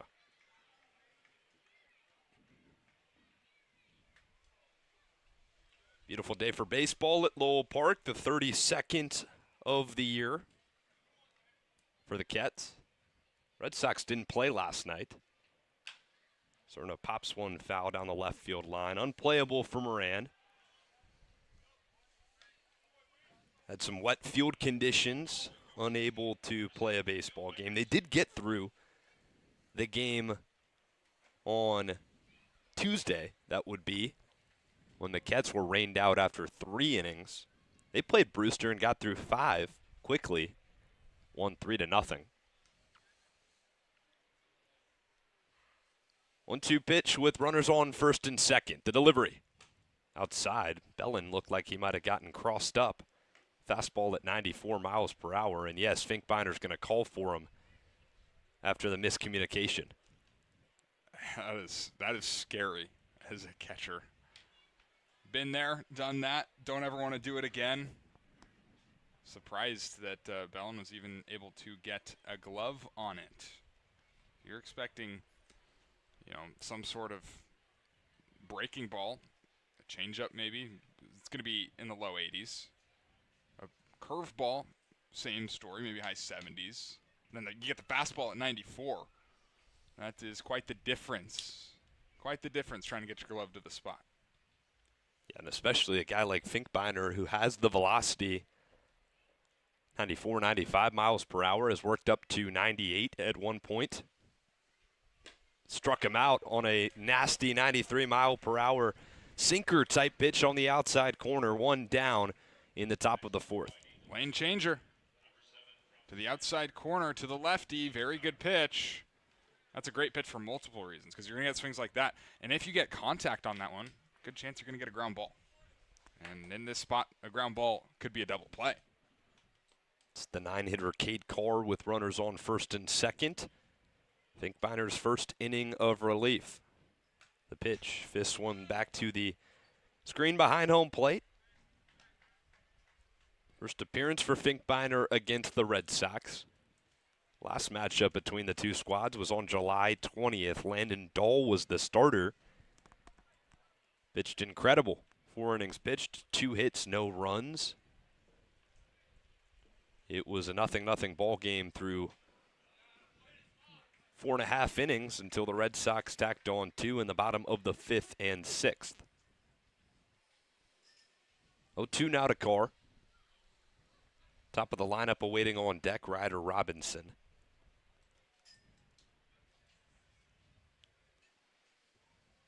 The 0-2 home. Breaking ball outside and low. Good setup pitch for Finkbeiner. 1 ball and 2 strikes. Tyler came into the ball game and walked the first 2 hitters on 8 pitches. Then struck out Cerna. Now he's got an advantage on Carr. The 1-2. Runs inside and plunks the elbow guard of Carr, who backed out of the way last second. 94 right on the 9-hitter's elbow guard. Bases will be loaded with 1 out for the top of the lineup. uncomfortable in a tight situation, you see Finkbeiner start to kick into gear a little bit after getting the first strike against Mateo Serna, and then the strikeout. Kettleers had the advantage, and it's a tough situation. You've seen it happen a couple of times where a pitcher's finally ahead in a situation, and it's a passed ball, it's a wild pitch, or like we just saw happen, dunk a guy on the elbow, and now you got the bases loaded. Hate to see that with 2 strikes, too.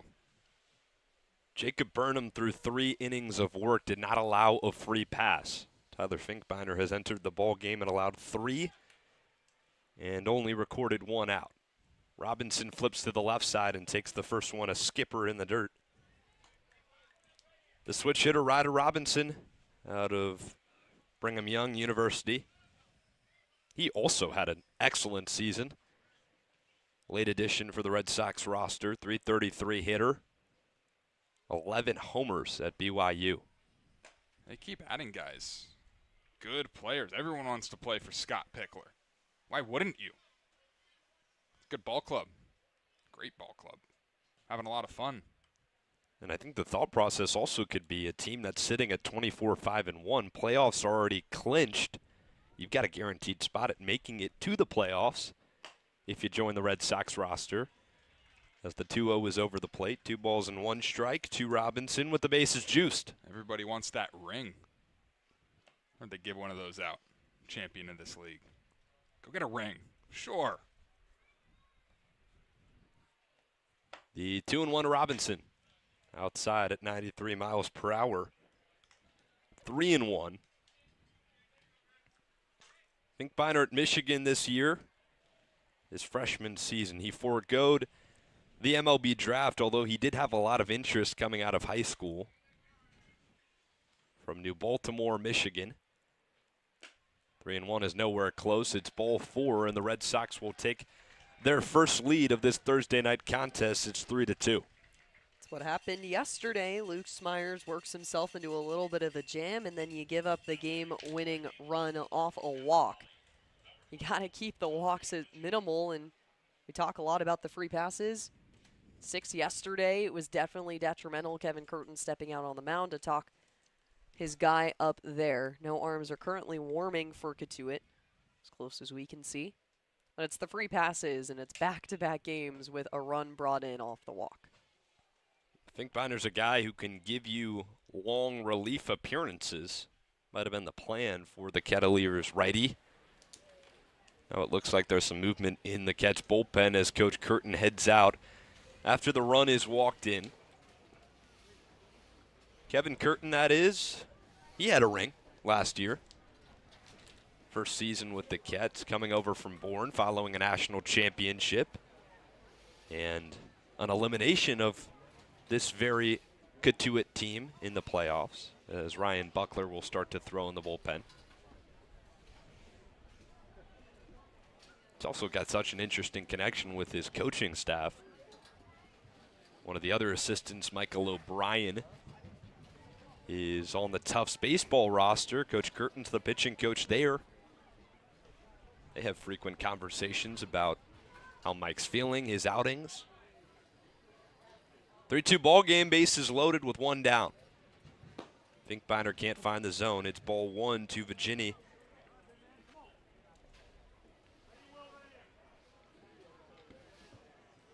Dante's 0 for 1.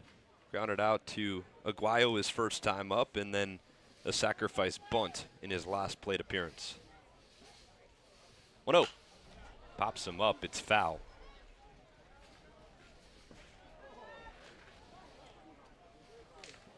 Four free passes in the inning for Finkbeiner.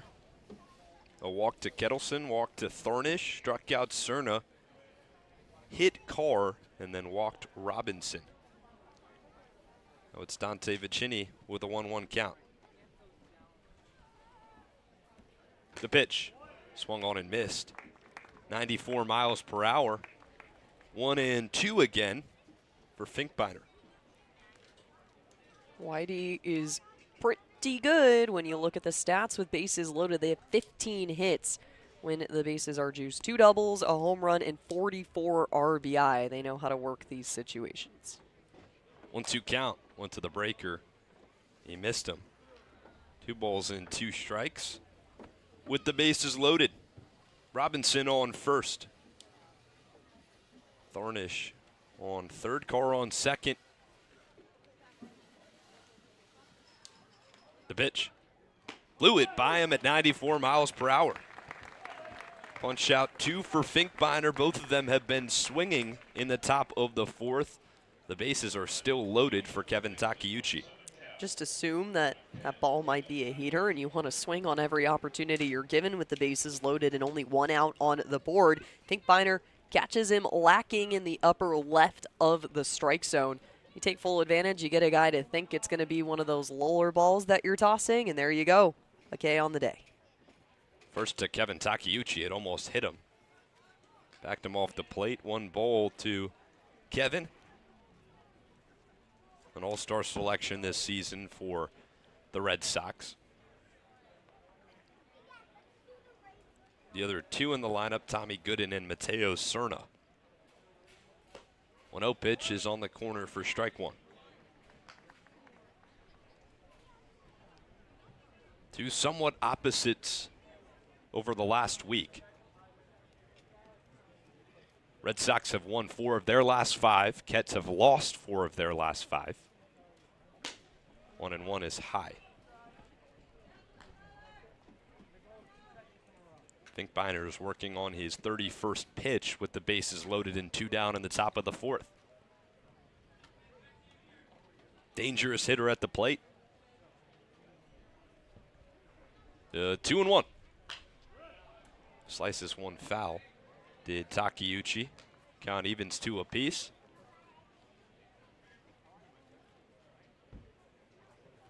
Tommy Gooden awaits on deck. YD at 24-5-1. They could pick up their 25th win today.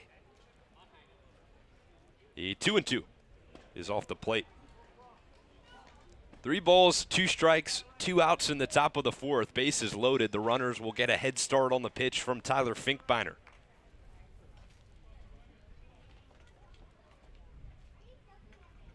Finkbeiner set. Brings it home. Blew it by him again with 99 at the top of the zone. Tyler Finkbeiner works his way out of trouble and strands the bases loaded. Not before 1 run comes in to score. It's 3-2. We'll head to the bottom of the 4th. Kets needs runs when we return on the Kets Digital Network.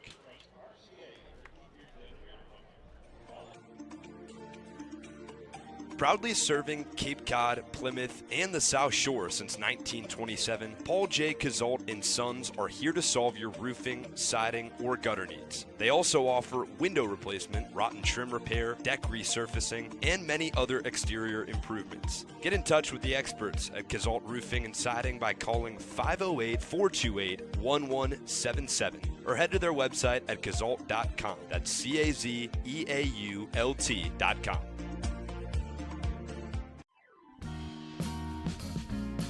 Cape and Coast Bank has been supporting Cape Cod families since 1921. Just like the Kettleers, they believe in teamwork, commitment, and community. Whether you're planning your next big move or need smart business advice, Cape and Coast Bank is there to help. Find out more by visiting capeandcoastbank.com or at their nearby location off Falmouth Road in Marston's Mills. Hey Cats fans, this is Ryan Taransky, outfielder from the University of Cincinnati. You're listening to Kettlers Baseball on Cape League TV.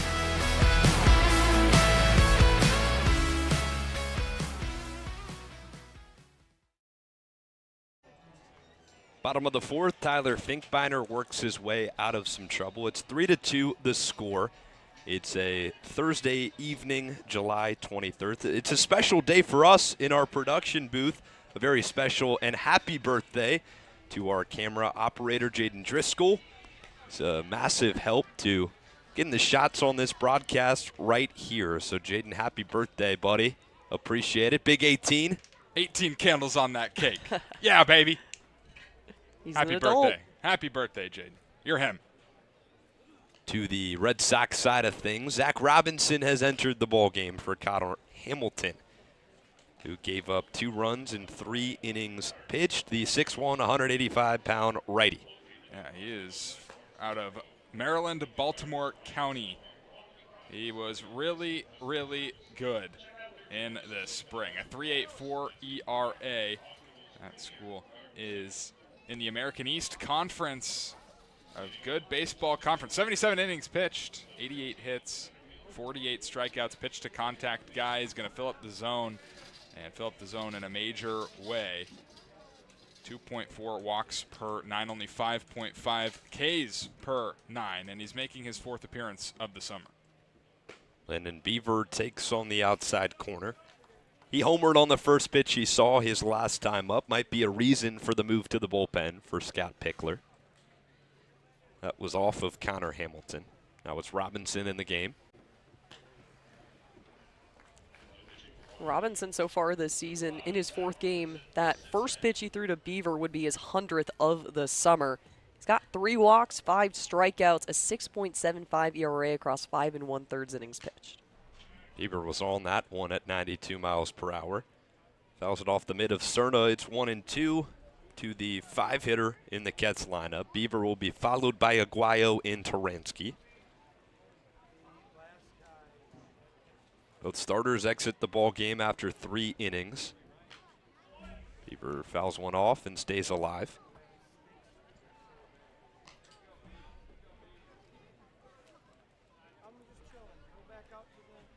Well, Kets have struggled in close games this season. Saw firsthand last night at Durand Park. Beaver fights to see another pitch. 3-5 in 1-run games throughout this 26 summer. Definitely something they are looking to rewrite with less than 10 games left in the season. 1-2, fouls it off again. Good at bat from Landon Beaver. The first Zach Robinson faces out of relief.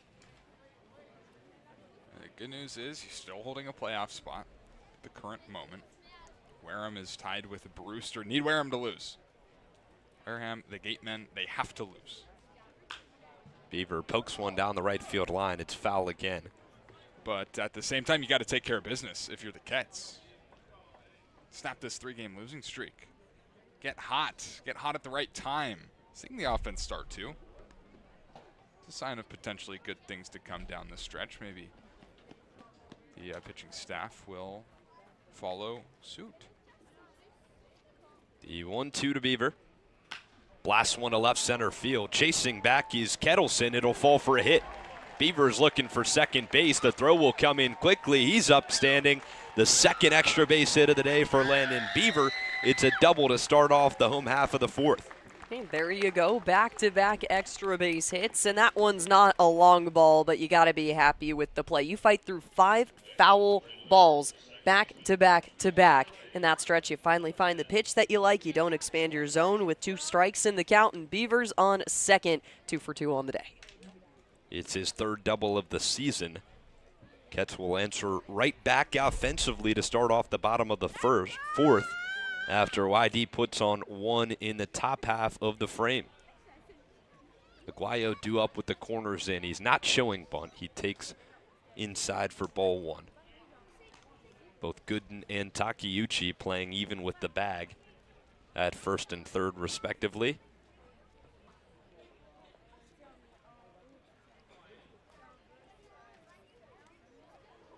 One 0 to Aiden. Takes away. 2 balls and no strikes. To your point, though, Carson, the Kets are kind of flirting with danger. They're in the 4th spot right now, but with a loss today and a win for Wareham, all of a sudden, you're in last place in the West Division. Yeah, that would not be good, right? I will say, Wareham does not have a base runner through 5 innings against Brewster. So, but you can't pay attention to that, right? You got to be able to take care of business here. We saw the Kets come back yesterday, show a lot of life in yesterday's game. So why not now? Nothing changes. It's still the same game, right? Pitcher still has to come to the plate. Balls still have to be thrown. Nothing changes. 2-1 to Aguayo. Chopper to the second baseman, Briseño. He'll field and fire to first base, but Beaver advances to 3rd with 1 out. See, that's a winning baseball play right there. Nobody out, runner on second, 1-run ball game. Ground ball to the right side. That does a job. Moves a runner up. That is a productive out. Yeah, Aiden Aguayo would have loved a base hit right there, but that's a productive out. Now you get a ball in the air to the outfield, you score a run, you tie the game. Something you don't see often from the Kettleers, especially this season. That was kind of our conversation about 2 weeks ago at Orleans with Scott McKeon, the assistant coach. Scouts, etc., are obviously here to see the players shine, but you see the Red Sox in this ballgame, they've already tried to lay down 3 sacrifice bunts. Right. Just playing an unselfish brand of baseball. That will get you far in this game. It's gotten plenty of guys to the big leagues. Kets haven't won consecutive games since July 10th. Taransky fists one foul. 1 ball and 1 strike to the man with about as much patience as I've seen a baseball player have. Leads the CCBL in walks this year. And already has one today in his first at-bat. 1-1 is outside. Taransky told me today that he has played in 96 baseball games this year. That's a lot. Pretty wild stuff after following from the Northwoods League last summer, a 60-game schedule for him there. It's a grind to say the least. You watch guys have to go on bus, sometimes to Canada. 8-hour-long road trips, and if you lose, that's an 8-hour road trip back home. Taransky won Northwoods League all-star privileges there, too. Had a blast from what he said, but he definitely got a taste of what that grind is, and it's only a 40-game season here, not even counting the playoffs. He was with the Royal Oak Leprechauns. He told me his longest drive was 7 hours to Madison, Wisconsin. Madison Mallards. It's always a fun game there. Long ways away from what he was telling me. Feels like the Midwest, everything is a long ways away. A lot of land out there. Beavers off third, infield's in. It's 3-2 with 1 out. Pitch is popped up into right center field. A winning baseball play from Taransky. Circling it is Kettleson. Should do more than the job for Beaver to come in to score. Tie game in the bottom of the 4th. Small baseball for the Kets to bring back the tie. Yeah, really, really nice. Beaver starts it with the double, then the ground ball to the right side, move him to third. Taransky, unselfish. Very good. Fouling off a couple of pitches. Yeah, give him some high fives. Give him some love. Absolutely. Good for you. Very good. Tie ball game. It's 3-3 in the bottom of the 4th inning at Lowell Park. Jesse DiMaggio due up with the bases cleared. Takes on the corner.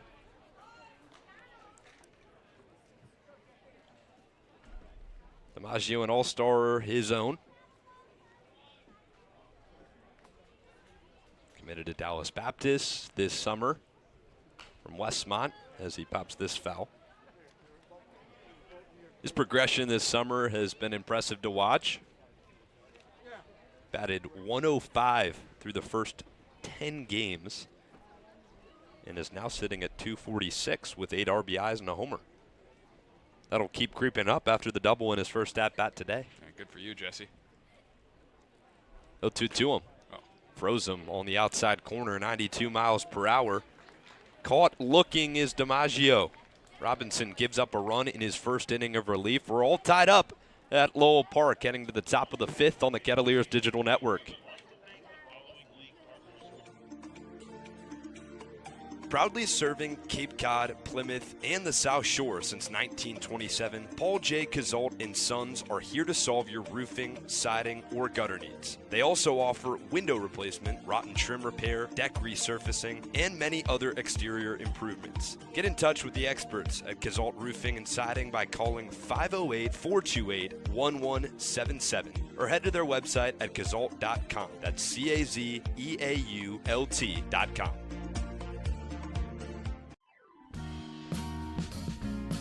Cape and Coast Bank has been supporting Cape Cod families since 1921. Just like the Kettleers, they believe in teamwork, commitment, and community. Whether you're planning your next big move or need smart business advice, Cape and Coast Bank is there to help. Find out more by visiting capeandcoastbank.com or at their nearby location off Falmouth Road in Marston's Mills. Hey Cats fans, this is Ryan Taransky, outfielder from the University of Cincinnati. You're listening to Kettleers Baseball on Cape League TV.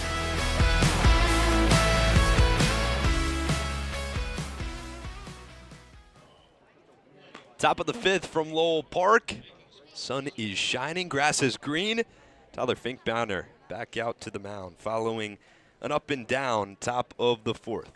The lines are still kind of painted, kind of. A little bit too much action at this point, though. Weathered lines, you could say. Weathered lines. Field's in pretty good shape. Sure following is. some rain the past couple of days. Very nice. Red Sox couldn't play yesterday due to their field conditions. McKeon Park does not drain very well, to say the least. It's kind of at the bottom of a hill, and worried a little bit about the field here because they didn't get a chance to put the tarp on. No, they didn't. That was a game against Chatham that went 2 in about a couple of outs in the top of the third inning. Tyler Mercier was working a pretty solid appearance. First one to Gooden is low. Little update on the scores across the league. Wareham all knotted up at 0-0 in the top of the sixth against Brewster. We'll have you monitored with that game. There is a no-hitter alert. Wareham didn't have a base runner until just now. They've got a couple of hits. Break the perfect game. Wow. Not only is that interesting because of the no-hitter, but it's also extremely important for the Kettleers on the field currently. You ever call a no-hitter? I have not. I have not seen a scare yet. Grant Govell at one point in the spring was perfect through 7 2/3. That's right. But gave that up. Was not there in attendance. 3-0 is off the plate. Ball 4 on 4 straight to Tommy Gooden. Have you? No, but I got close. Top of the ninth, bottom of the ninth. 2 outs, 8 2/3, no hit. And then a walk, homer, walk-off homer. Was the only hit of the game. Pretty wild stuff. About 2 years ago today. Coach Cooper's heading out to the mound. It will be the end of Tyler Finkbauner's day after a 4-pitch walk. Ryan Buckler enters the game in relief. We'll break you down on his situation when we return on the Kettleers Digital Network.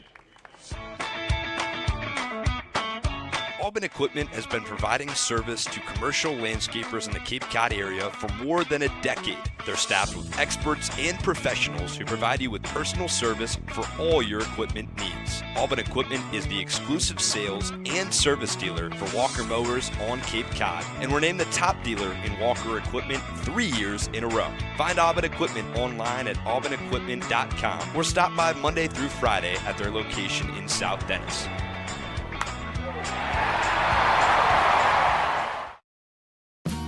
The Kettleers welcome ZoomInfo.com as a premier sponsor for the 2026 season. Smart businesses use ZoomInfo. It leverages data to unlock useful insights, and it allows you to know who to reach out to and how to reach them so you can grow your business. Unlock insights, engage customers, and win faster with ZoomInfo.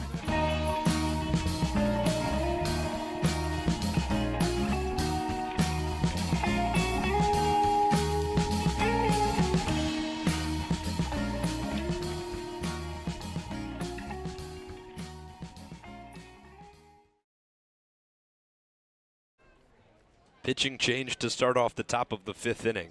Tyler Finkbauner works through 1 inning and then comes out for the 5th and walks Gooden on 4 pitches. Relief arm is Ryan Buckler, the righty, consistent guy for the Cats. 6'1", 175 pounds. And Brooke, it feels like he's been getting better and better in every relief appearance this season. Hey, Big Game Buck. Welcome back to the matchup. Yeah, you really have to give him the testament. It was a really rocky start to kick things off. You get credited with the L in your first game at Chatham, the second game of the season after giving up 4 hits, 5 earned runs, and only 1 strikeout to your name. And then since then, it's been improvement. He's someone that can handle these really tight situations, especially with runners aboard or anything you really throw at him. There's a reason he was Cotuit's co-pitcher of the year last year with an ERA below 250. He's a guy that you turn to in these bigger moments, and we'll have to see if he can get himself out of a tight walk where you've given up 4 walks on 1 relief arm alone. Well, it's his 9th appearance of the summer, and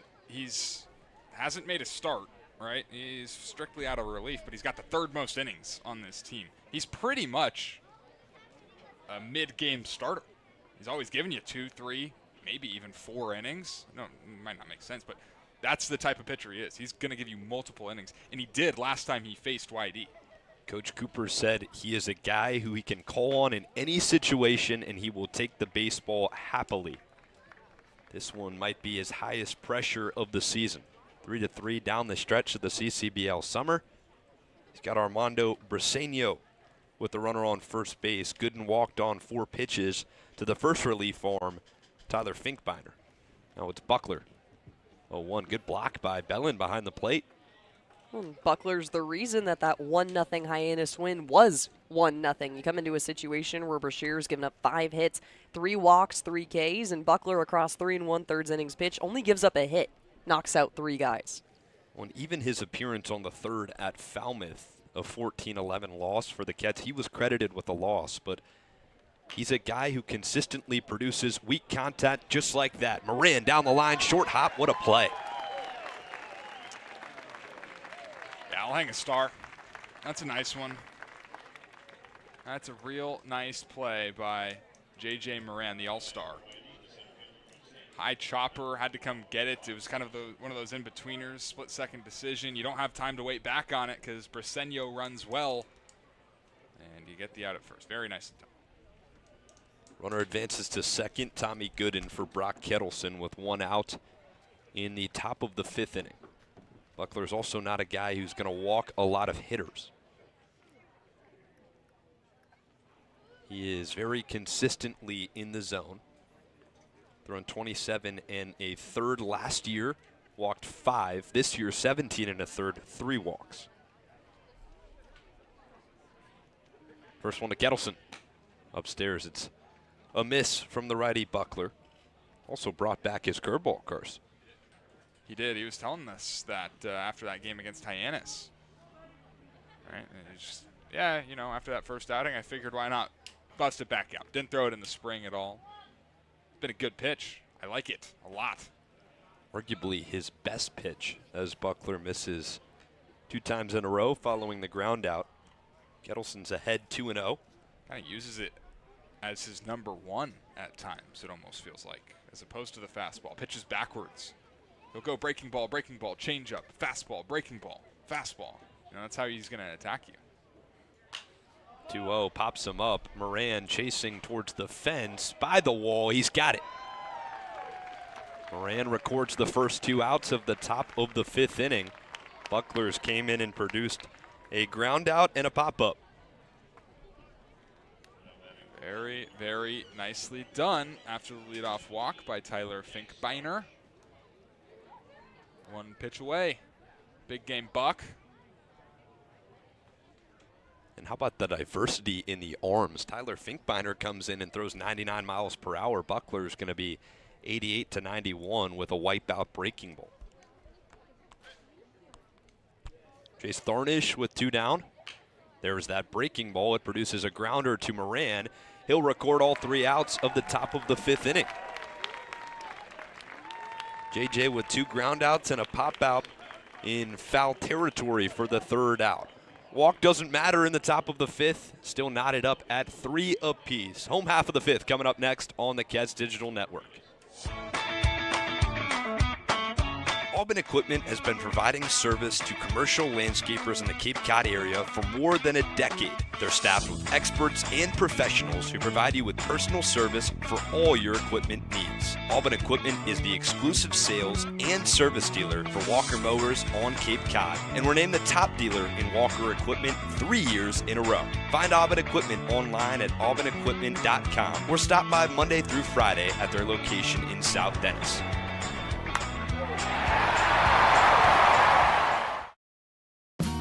The Kettleers welcome ZoomInfo.com as a premier sponsor for the 2026 season. Smart businesses use ZoomInfo. It leverages data to unlock useful insights, and it allows you to know who to reach out to and how to reach them so you can grow your business. Unlock insights, engage customers, and win faster with ZoomInfo.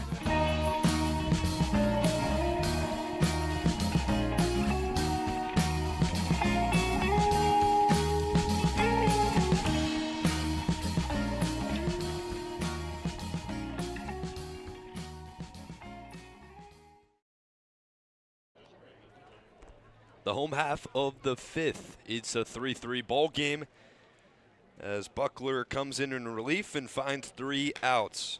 Robinson back out to the mound to face off against Tyler Bellin, Sam Christensen, and Hogan Denny. All knotted up. 3-3. Yeah, Robinson gave up that double to Landon Beaver, but then got some weak contact, got a strikeout. Now he's got 9-1 and 2 in his second inning of work. There's Tyler Bellin. Why not a base hit? TB 2-7. Could be his first of the summer. Takes away on the first one he sees from Robinson. Struck out his last time up. For those unfamiliar, Tyler Bellin has got about the best story on the Cape this summer. He was the bullpen catcher to start the season for the Kets. Starting catcher Will Plattner went down with a lower body injury, which warranted the Kets to call up Bellin to the active roster.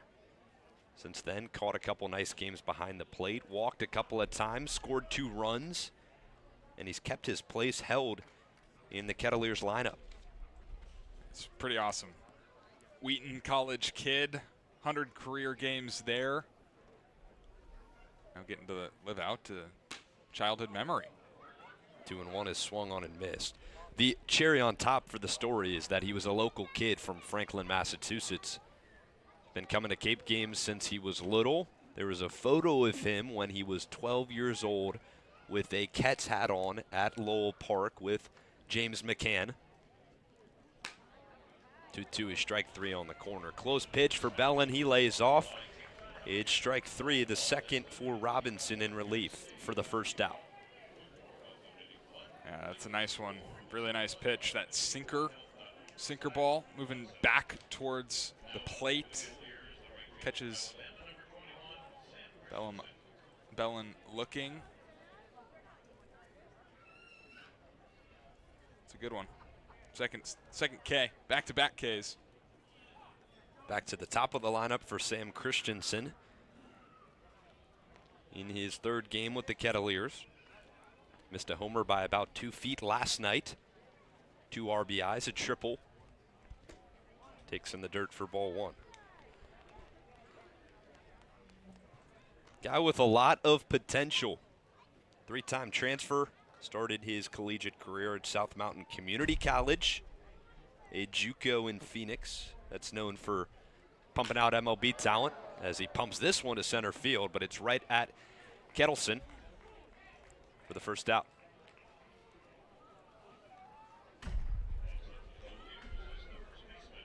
Just off the end of the bat there.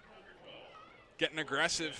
Christensen grounded out in the third on the first pitch he saw. This time on the second pitch into center. I think it's going to come around for him. He's 0 for 3 today. He is 1 for 11 to start his Kets career, but I think he's going to be big. I think he's going to play a big part in this playoff push. Denny takes the first strike, and pardon me, there's a defensive replacement in center field. Phoenix Cole has entered the game for the Red Sox, and Kettleson will shift over to left field. So that was Cole on the catch off the bat of Christensen. Denny takes strike 2, quickly down in a hole is the two-hitter in the Ketts lineup with 2 down in the bottom of the 5th inning.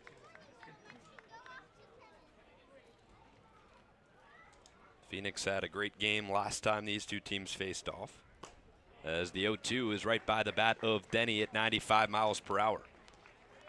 Electric stuff out of the bullpen for Robinson. 3 up, 3 down in the bottom of the 5th. We'll head to the top of the 6th shortly. Might have a guest joining us when we return on Cape League TV. Proudly serving Cape Cod, Plymouth, and the South Shore since 1927, Paul J. Cazault and Sons are here to solve your roofing, siding, or gutter needs. They also offer window replacement, rotten trim repair, deck resurfacing, and many other exterior improvements. Get in touch with the experts at Cazault Roofing and Siding by calling 508-428-1177 or head to their website at cazault.com. That's CAZEAULT.com.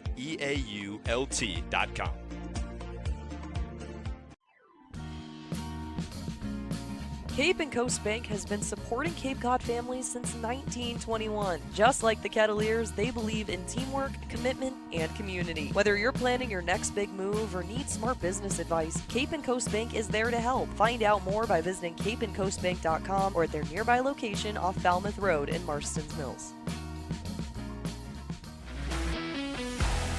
Hey Cats fans, this is Ryan Taransky, outfielder from the University of Cincinnati. You're listening to Kettleers Baseball on Cape League TV.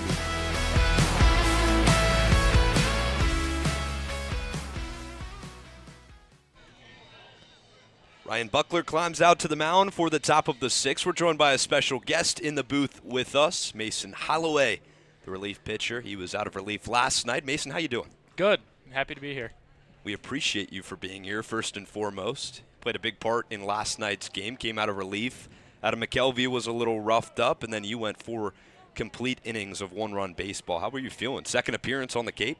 Yeah, it's always a blast. Everybody talks about how fun it is to be up here, and it really is a blast to be up here. And just grateful for the opportunity to be up here, and it's always, it lives up to the expectation that everybody's given it. So just it's a great time being up here. Can't really beat it. I mean, where else would you rather be than playing baseball in Cape Cod?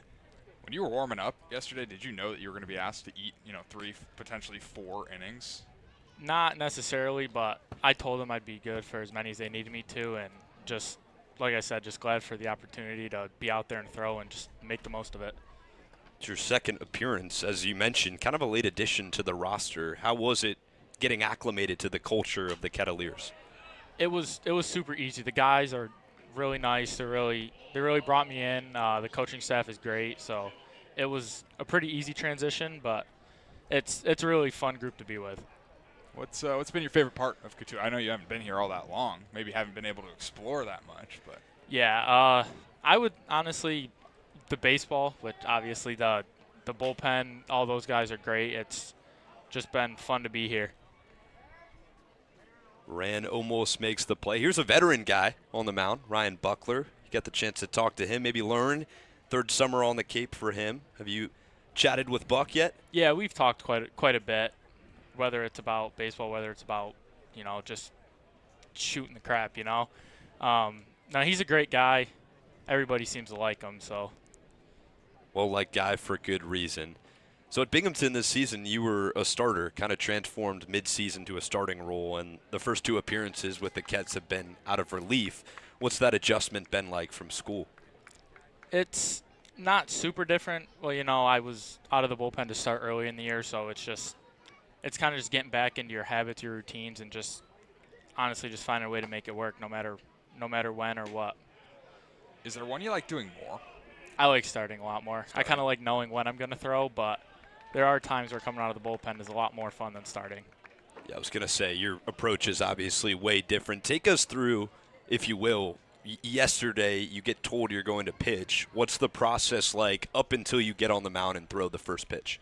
Yeah, I mean, you do all your pregame stuff, you do all your throwing, get ready, and then you kind of just, at least for me, just stay moving. I don't really like to sit down, and I feel like I get tight, and then it's like the whole process over again. So you just kind of stay moving, and you're pretty much just pacing the whole time waiting for your name to get called. Absolutely. What's Mason Holloway doing on an off day? Fishing. Fish? Usually. Fishing. Quite a bit of it, too. Off pier, off the boat? Down at, Dowse's Beach. You talked to Hogan Denny, I'm pretty sure he's a big fisher. guy? I have not. Hogan Denny is. He might be your guy. At first, there was a fishing group early in the season that you were not a part of. It was that's what I heard.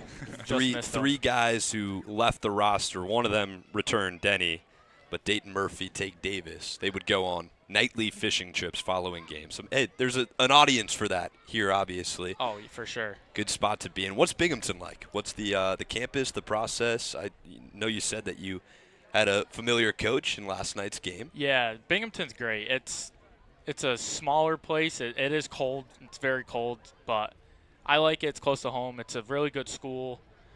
The whole go foul. It's belted down the line. It's going to hook fair. Cerno will get on his horse and get the stop sign at third base. A double for Cade Carr. Runners will be on second and third. Continue, sir. Yeah, it's just a really good school overall. It's a really good group of guys there. The coaching staff there they're unbelievable too, and the facilities. I mean, they're up there with some of the best in the country. So you can't really beat it. It's a good spot to be. You got to face Matt Bolton, your teammate. I did last night. Yep, and, that's always fun. How is he? Matt, he's a great kid. I love him. He's a goofball, but he's a great teammate. He's a guy you always want to be around. Having a really good summer too.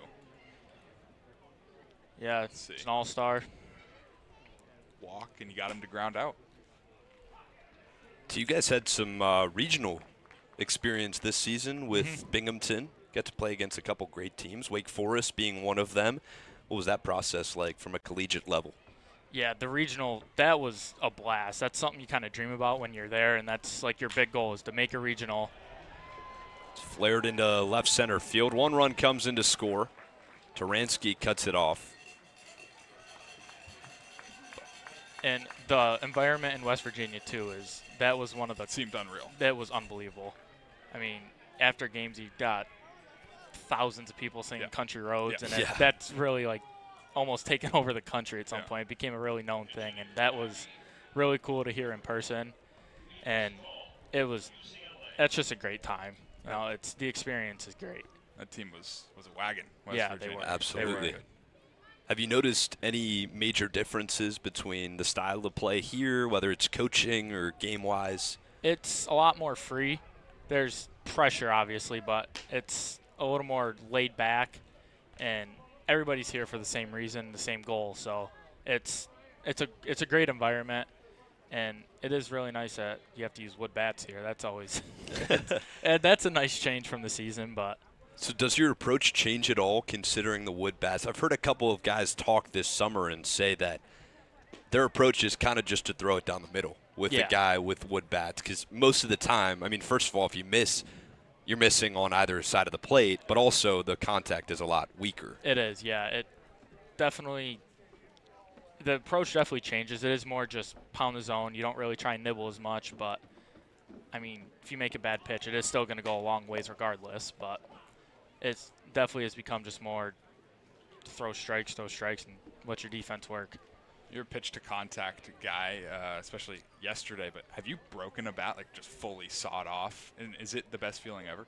I have not. Okay. So I have no idea, but it seems like it'd be the best feeling ever as a pitcher. Yeah, I'm sure it is. Hopefully you can find out eventually down here. What's going through, like, in an outing like this for Ryan Buckler, what needs to be his mentality? He's given up a couple of hits. He's hit a batter in this inning. What needs to be his mentality to lock back in and get out of this inning to limit the damage? Just take a breath and trust yourself.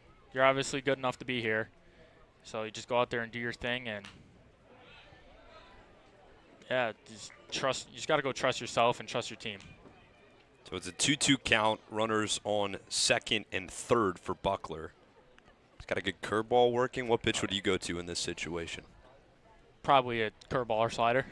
Throw it in the dirt. Yep. Yeah, something slow, soft. Try and get him to roll over. It's Phoenix Cole, the pinch hitter, due up. Buckler's 2-2. Chops it on the ground to Pano. Big hop up into the glove of the shortstop. Denny at first, battling the sun. There's the out that you're looking for in that situation. That's a guy you want to hit to also. Yeah, Pano's got a silky glove at shortstop. Yes, he does. It makes you very comfortable on the mound knowing he's back there. That was my follow-up question is, I mean, you look across this infield, Aiden Aguayo turned 14 double plays with Rock Cherlowski. Payno's starting shortstop at Ole Miss. Down the line, Moran, Park. How much confidence does that give you on the mound? It must be just beaming, right? Oh, you have a lot. Pretty much any ball that gets hit in play is going to be a play made by one of those guys. It's almost a relaxing feeling knowing that those dudes are behind you. That's awesome. Very cool. Infield's playing in still for Takeuchi. When you're not pitching, day off, complete day off, you prefer watching games from the dugout or bullpen? Bullpen. Okay. Absolutely. All right. I feel like it changes guy to guy. Where your friends are at. Yeah, yeah, and I guess when you're down here, you spend more time with the pitchers, so you get closer with them. And I would much rather be. I mean, nothing against the guys in the dugout, but I'd much rather be in the bullpen with them. Squaring bunt is Takeuchi. He'll pull it back. 2 balls and 1 strike. We've asked a couple guys this, but what is your favorite part of Lowell Park in your early experience here? How big it is. Being a pitcher at big field that's really nice. Well, the other day we were at the Red Sox field. That's like a pop-up to left field. It's pretty crazy. That's a small field. Takeuchi chops one on the ground. This one's playable for Payno, who come to the plate. They got him. Bang, bang play. Carr is tagged out by Bellin, and the run can't score. Another solid play from Payno up the middle there. Yeah, right on cue. Buckler's changeup is pretty good. So do that, hit it to that guy, and you should be all right. He was telling us how he's mixing in the curveball a little bit more this year, or this summer, I guess I should say. And that's been a good pitch, but I think we've been both really impressed by his changeup. Yeah, he's got good stuff. He's very reliable out there. What's your pitch mix look like, and have you tried to pick up a new pitch here and there? I throw a 4-seam, 2-seam, changeup, cutter, and an attempt at a curveball. Okay. I've been working on my curveball more and more with Coach Curtin, and he's really helped with that. I was going to ask, that was actually my follow-up question, is what is the process like working with Coach Curtin? He knows his stuff, so you kind of just go out there, you throw what you throw, and you listen to him, and he seems to fix it pretty quick. He's a great guy to have around.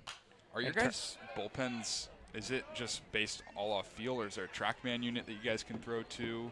Or It's how all do you make adjustments, I guess is what I'm trying to ask. It's all pretty much just based off feel and what you see. I think you had one mound visit yesterday in your relief appearance. What are those conversations usually like? Obviously, it depends on the circumstance, but what was that talk yesterday about? He was just coming out to give me a breather, just told me to get back, trust my stuff. He keeps it simple. All right, we got 1-2 here with 2 down. Again, joined by Mason Holloway, relief pitcher for the Kettleers. Buckler looking to strand 2 runners on base. Big pitch, Mason.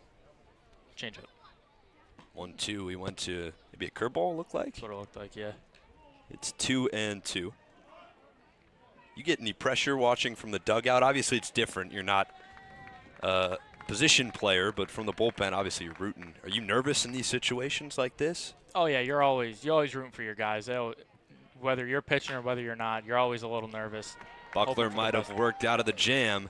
Aguayo makes the play. 2 runners will be stranded, but 1 comes in to score. Joined by Mason Holloway for the latter half of this top of the 6th inning. Mason, thank you so much for joining us. Thank you, guys. I appreciate it. Appreciate it, Mason. We'll take a break on the Keds Digital Network. Mason Holloway, bottom of the 6th next.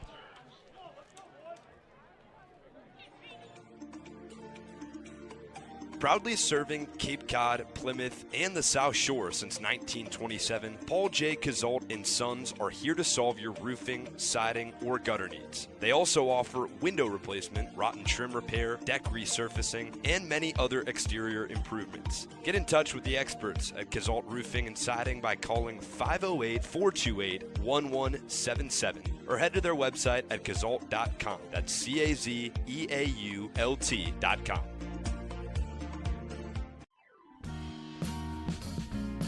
Cape and Coast Bank has been supporting Cape Cod families since 1921. Just like the Kettleers, they believe in teamwork, commitment, and community. Whether you're planning your next big move or need smart business advice, Cape and Coast Bank is there to help. Find out more by visiting capeandcoastbank.com or at their nearby location off Falmouth Road in Marston's Mills. Hey Cats fans, this is Ryan Taransky, outfielder from the University of Cincinnati. You're listening to Kettleers Baseball on Cape League TV.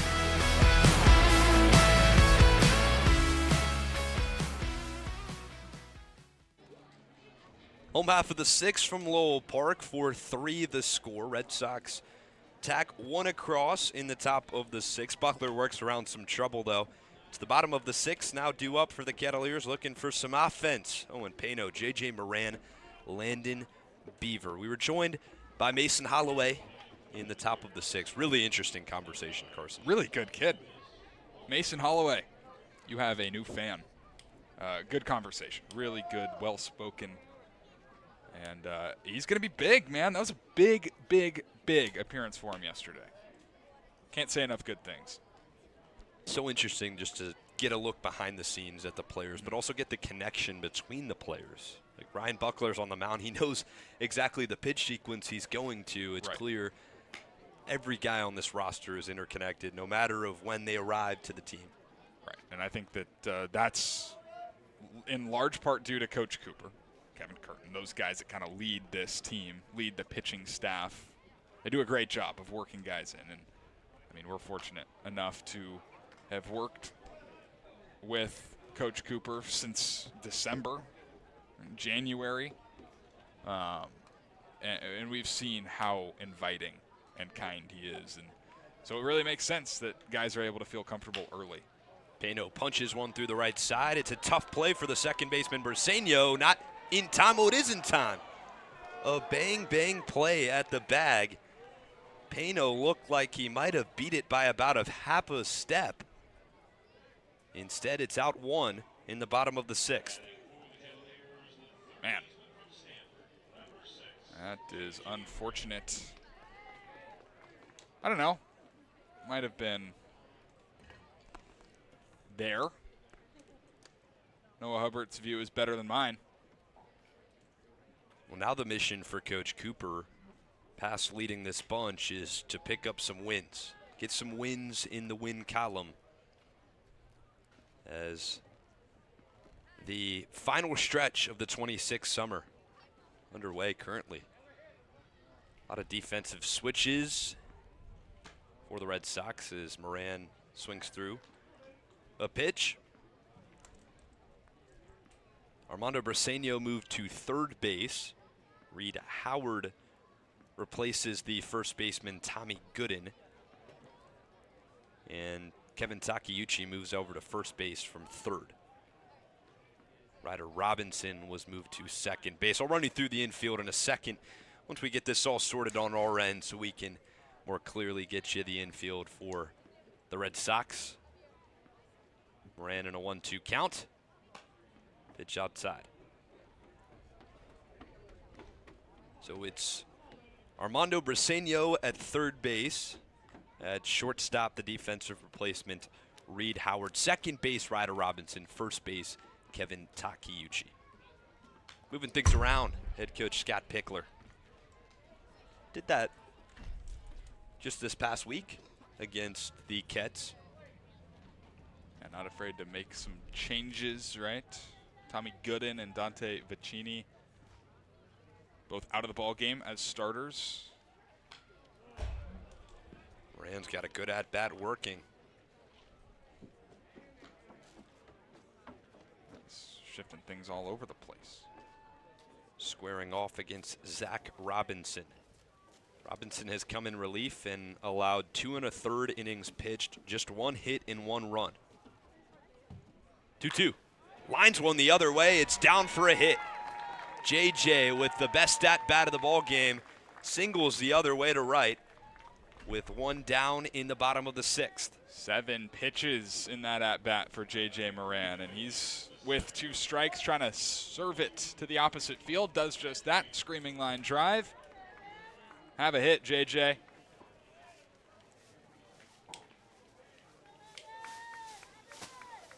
Table is set for Landon Beaver. 2 for 2 today. 2 extra base hits, a homer, and a double. First one is high.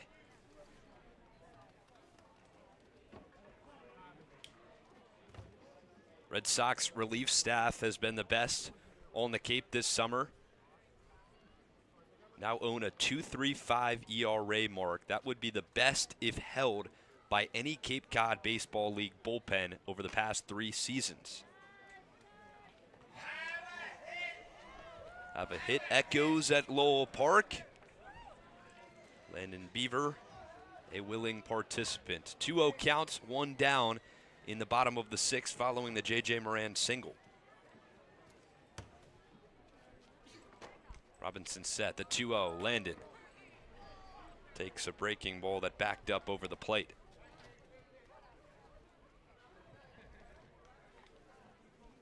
Now, I know we've said that every game is a must-win, but in this situation, against the top team in the league, you're playing so close to them, hand in hand, back and forth. This feels like a must-win baseball game. Yeah, I mean, the games have all been close, apart from the one. What was it, the 6-0 shutout here at Lowell Park last time. But the other 2 at Red Wilson, they've been close. This one's been close. Just haven't cashed in. 1 for 10 with runners in scoring position the other day. 2-2 is chopped right back up the middle. Good play. Flip to Robinson over to first base. He's safe. Would have been the double play of the season. Bare hand flip to Robinson, the second baseman covering the bag. Almost had 2. Instead, it's a fielder's choice. Wow. Oh, my goodness. Ryder Robinson, you're a bad man for that. That was a really nice play. I thought there was no chance at second base there. I thought he was going to take the easy way to first, get the out at Beaver, or get Beaver out there. Wow, that is, I mean, even Aiden Aguayo's got smiles on his face right now at home plate. Scott Pickler's talking things over with Noah. Noah Hubbard, the first base umpire. An echo of O's from the bullpen and the Red Sox dugout. They 100% thought that was a double play to escape the bottom of the 6th.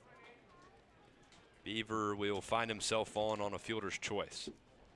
First one to Aiden. This one the other way down the right field line. Moving over is Darnish. He's got it. Single from JJ is erased. Fielder's choice. Almost a dazzling double play. Instead, it's 4-3. Red Sox on top of the Kets. We're going to head to the top of the 7th on Cape League TV. The Generac generator from take over on play-by-play. delivers more than reliable backup power. It delivers peace of mind. Peace of mind that comes from knowing our expert technicians, knowledgeable staff, and emergency service team are here when you need us most. As one of New England's leading Generac generator dealers, RCA provides a 10-year warranty and regular maintenance services to ensure your home stays protected. RCA, powering your peace of mind. Kettleers Baseball is brought to you in part by Mid-Cape Oral Surgeons, the Maxillofacial Surgery and Dental Implant Center of South Yarmouth. Doctors Theoritis, Meyer, and Sarapak are the Cape's leading experts on oral biopsies, wisdom teeth extractions, and dental implant reconstructive surgery. Call 508-398-6055 to schedule an appointment. We thank Mid-Cape Oral Surgeons for their support of the Kettleers.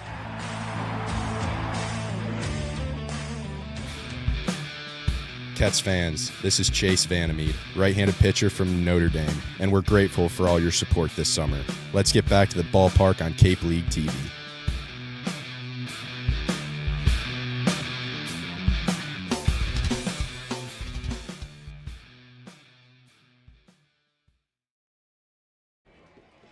Two-thirds of the way through here at Lowell Park, and a 4-3 Whitey lead over Cotuit as we go to the top of the 7th inning, and things are starting to shake up in the Cape Cod Baseball League right now. The Kets in 4th place in the West Division, trying to scrap and claw their way up, with Wareham hot on the scene, 10-20 on the year, but in a scoreless ball game.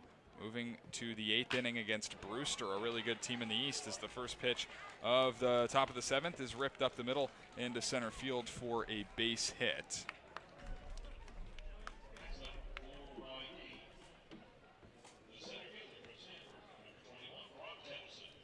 Armando Briseño with the base knock. His second of the ball game. Brings up Brooke Kettleers, the left fielder. First pitch swinging for him as well, and a fly ball down the left field line foul. Well, Buckler on for his third inning of work. His second got a little bit rocky. We were having a conversation with Mason Holloway during that frame, so things might have been a little unclear, but the first three batters of that inning did reach. A hit by pitch, a double, a single. Able to get the next three guys, but right now is in line for the loss, having given up that run to the Red Sox. Nothing in one pitch is high, ball one. It's crazy how much the walk can come back to hurt you in situations. Buckler been a consistent guy this season that has not locked a lot of hitters. He walked, gave up a free pass for the fourth time this season. Kettleers served this in the air towards left field. Taransky moving over, but it's into the grass berm. 1-2. And then that leads to a run. Yep. You walk one, a double, a single. He did evade some pressure. Runners on second and third. Worked out of some trouble. 6 free passes for Kettleers pitching tonight. 4 walks, 2 hit batters. All 4 walks came from Tyler Finkbeiner, who was unhittable other than that. Sure was. He only pitched an inning, but did not allow a hit, struck out 3. And we saw him run the fastball up to 99 miles an hour.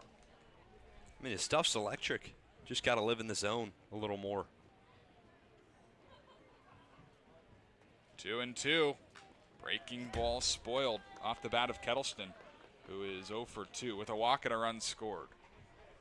Yeah, and wouldn't be surprised if he doubles up on that pitch, because usually that leads to a roller. And a ground ball here, double play. Buckler got Kettleers to pop up to J.J. Moran in the 5th inning. Gets him to swing and miss at a breaking ball in the dirt here for out number 1 in the top of the 7th inning. A beauty from Buckler. Sure was. He did go back to it, except this time Kettleers didn't touch it. Just swung over the top. Nasty breaker from Ryan Buckler. His first punch out today. Now 1 pitch out of the inning. He's got Jace Tharnish with a man on first and 1 out. Back to that breaking ball, but it misses low. 1-0. Jace Tharnish is one of 2 players that hasn't been subbed out or moved around in this ball game by Scott Pickler. Mateo Serna, the catcher, the other. A lot of changes made by Scott Pickler. Pop-up foul off to the right, out of play. Not afraid to empty the bench. And I mean, it's been a winning formula for Scott, so why not? You know what's interesting? I notice the veteran coaches on the CCBL, Kelly Nicholson, Scott Pickler, they like to go to a lot of different players every game. Kelly Nicholson is notorious for having one of the shortest leashes on the CCBL as opposed to pitchers. Nicholson has made a ton of moves against the Cats, and Pickler has done the same except on the fielding side. You wonder what the thought process behind that could be, and to wait as the 1-2 is sent in the air to center field. Beaver moves over to make the catch. For out number 2, back to first is Briseño. I mean, potentially just keeping guys fresh, not giving anyone a full off day. It keeps everyone engaged. That could be part of it. And I honestly like it, because a lot of the time people have the mindset of coming into an off day and it's okay, I'm not going to do anything. It doesn't really prepare you for that everyday mentality, like eventually is going to be the case for a lot of these guys. Here is that other player, Mateo Serna, the catcher, that has not been subbed out or moved around in the ballgame. Mateo is 0 for 2.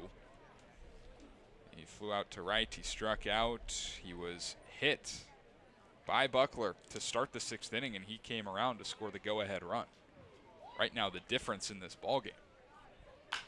Swings at the first pitch, lofts it in the air to left center field. A towering fly ball that will find the glove of Ryan Taransky in left center field. So a leadoff base knock for Briseño, but nothing doing for the Red Sox in the visiting half of the 7th inning. We're going to stretch, and the Kets are going to come to bat when we come back. 4-3 ball game. A Generac generator from RCA delivers more than reliable backup power. It delivers peace of mind. Peace of mind that comes from knowing our expert technicians, knowledgeable staff, and emergency service team are here when you need us most. As one of New England's leading Generac generator dealers, RCA provides a 10-year warranty and regular maintenance services to ensure your home stays protected. RCA, powering your peace of mind. Kettleers Baseball is brought to you in part by Mid-Cape Oral Surgeons, the Maxillofacial Surgery and Dental Implant Center of South Yarmouth. Doctors Theoritis, Meyer, and Sarah Pack are the Cape's leading experts on oral biopsies, wisdom teeth extractions, and dental implant reconstructive surgery. Call 508-398-6055 to schedule an appointment. We thank Mid-Cape Oral Surgeons for their support of the Kettleers.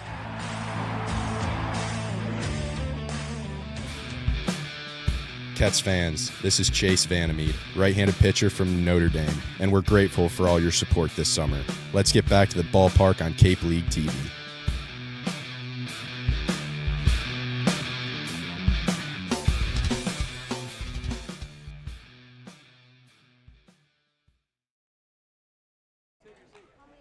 We've stretched as we go to the bottom of the 7th inning, a 4-3 ball game, and Scott Pickler making another change. Just the second arm out of relief for the Red Sox. It's Peyton Rogers trying to protect this one-run lead for the Red Sox, and guys, he's disgusting. Hey, you make a good choice in bringing the righty out of the bullpen out of UC Ervin.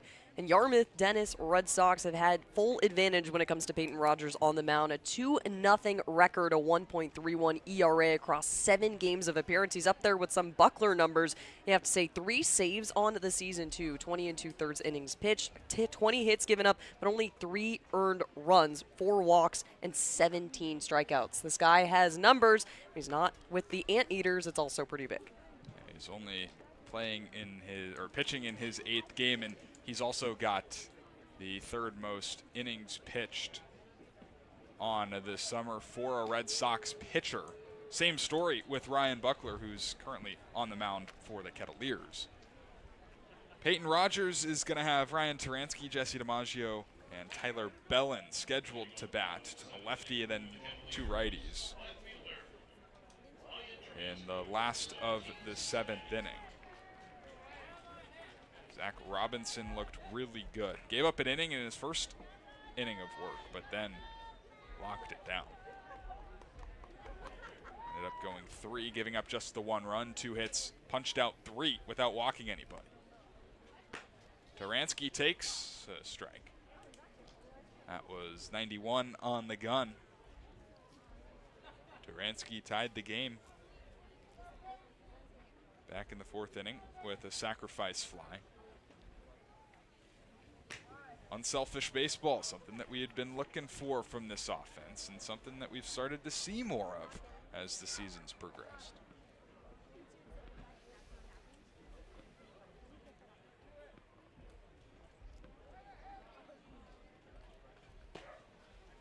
That's a strike on the fastball, 92 miles an hour from Rogers. This is not a guy who's going to swing out of the zone.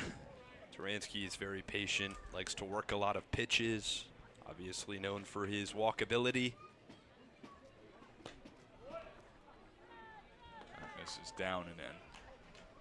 Yeah, he was talking about how even if he gets a pitch in the zone, it might be hittable, but it's not the pitch he's looking for. There's no point in swinging. And I think he shows the best plate discipline on this team as he bounces one on the right side. Robinson moves over from the outfield grass, throws out Taransky for out number 1. What a great play. Yeah. In The outfield can't have time to flip your hips over to first base and square your body off. Just throw it on the run. It's unlucky for Taransky, almost like that single out on the infield. To that point, I think it's a mistake of a lot of players in general, but especially younger players, is if the pitch is a strike, you automatically assume you have to swing at it. There's such thing as taking a strike. That's a good take. Can even take till 2. Jesse DiMaggio is about the opposite approach. Yes, of sure is Ryan Taransky. And it's not that he is expanding the zone ever, but if he gets a pitch in the zone, he's going to swing. And for the most part, he's going to hit it pretty hard. Taps this one. Third base line, it will trickle foul. He swings early, he swings often, does DiMaggio. Sure does. Seen it today. Second pitch swinging was the double. Went down on 3 pitches for the strikeout. He's going to get his money's worth. RBI double back in the second inning. Put the Kets on top 2-0 at the time. His 9th run batted in on the summer. His 3rd double of the summer. You know, I sometimes forget that the grass plays as the chalk white line at Lowell Park. So when Serna picked that up in foul territory, it's confusing. It's maybe some of the slimmest baselines from the plate that I've ever seen. I think it adds to the beauty of Lowell Park, though. I agree. Very unique. Exactly. A ball, 2 strikes, 1 out on Jesse DiMaggio. Rogers fires. DiMaggio rolls it over to the shortstop. Howard scoops it up. Long throw across. 1 hop in time. Takeuchi digs it. And there's 2 gone. It's not the double RBI that we were expecting out of the swing of DiMaggio, but you got to put the ball somewhere that's not gettable. You need the base runner on. You're here in the bottom of the 7th inning. Sunlight is starting to fade. It's working against you. You want to set up a situation for Tyler Bellin to come in and either walk and put the second runner on or just get some momentum going so you can steal and run towards second. Yeah, I agree with you. Go time. Go time at Lowell Park.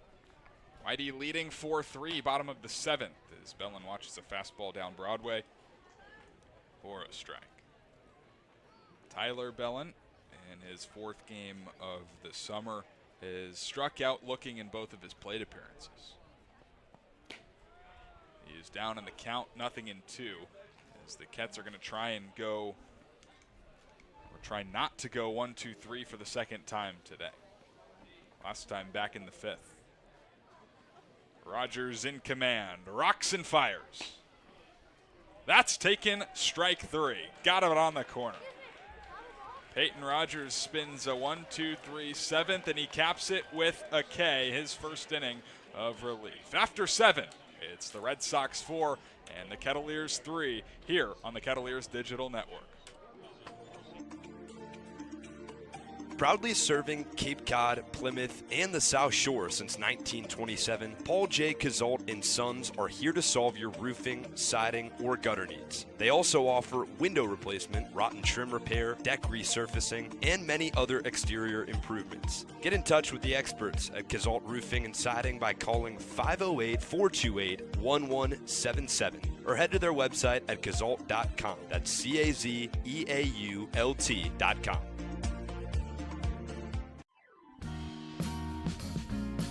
Cape and Coast Bank has been supporting Cape Cod families since 1921. Just like the Kettleers, they believe in teamwork, commitment, and community. Whether you're planning your next big move or need smart business advice, Cape and Coast Bank is there to help. Find out more by visiting capeandcoastbank.com or at their nearby location off Falmouth Road in Marston's Mills.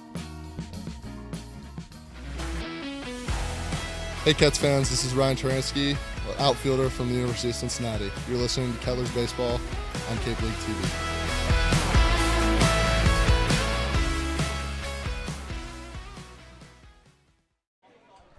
Top of the 8th inning, and Ryan Buckler goes back to work. Guys, he's been really good in this ball game. He has allowed a run. He is in line for the loss, but he's doing what he does, and that's eating valuable innings for Rob Cooper. Keeping the play within reach. It's a situation that we saw back in the first. You tack on a couple of runs and you easily have this game in. You keep one of the higher power offenses on the league to just 4 runs across 8 hits. And Buck, only giving up 3 and 1 earned run. He's only allowed 1 walk, though, on the flip side, so he's really making YD work there at bats. Make them beat you, and that was a key that you brought up earlier in the game, too. Yeah, and I think this is going to be his inning. If the Cats can get one, they're going to bring in Truett Manuel, who's warming. Cade Carr to lead off, swings at the first pitch, rolls it softly to Owen Pano, who throws him out for out number 1.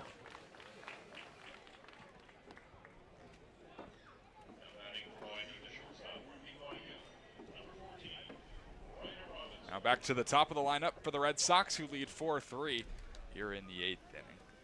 It really hasn't been that productive of a night for the Red Sox. They're 1 for 11 with runners in scoring position. They've left 10 runners on, so the ability to do damage has been there. And there's been a lot left on the table as Robinson slashes this foul down the third base side. There's been runners in every single inning. Kettleers have not had a 1-2-3 inning. It's a gettable baseball game and a winnable one that you kind of frankly need to win. And until this inning, pitch is a strike, there had been 6 consecutive innings with the leadoff runner on for the Red Sox. Every inning since the first. It's wild. That's applying pressure. There's a reason, this is the best team on the Cape. Be 0-2 again as Robinson spoils another. It's really impressive. And look, they haven't capitalized a lot. Right. A lot of room for error, but that's a winning baseball team. Absolutely. You're absolutely right. Putting pressure on the pitching staff. A 1-2-3 would be huge for the Kettleers right here. Buckler is way ahead of Ryder Robinson, playing in just his 3rd game of the summer. Backdoor breaker. Oh, wow. Oh. It's a good-looking pitch. Oh. Really good-looking pitch. I thought that was there for strike 3. That's kind of turned into Buckler's signature pitch, especially to a lefty. What does he go to? 1-2. It's a changeup. It's slapped in the air to Taransky in left, who takes a couple of steps in towards the infield and makes the catch. So 2 up, 2 down, and 5 in a row retired by Big Game Buck.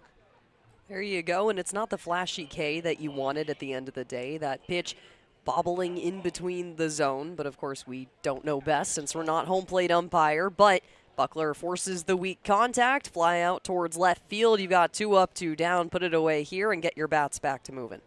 And for Buckler, he hasn't needed the strikeout. He's only got 1 in 3 2/3 of relief. Phoenix call takes outside. He's kind of Mr. Utility himself in Phoenix call. Played a lot of middle infield, him and Aiden Aguayo at UCLA, but coming off the bench today playing center field. 12-6 misses high, 2-0. 4-3 Red Sox, top of the 8th inning, 2 outs. An update on the game at Spillane Field. It's top of the 9th. Brewster and Wareham still tied. 0-0. 2-0. Way outside. 3 balls and no strikes to Phoenix call, who grounded out to the shortstop Owen Pano in the 6th inning.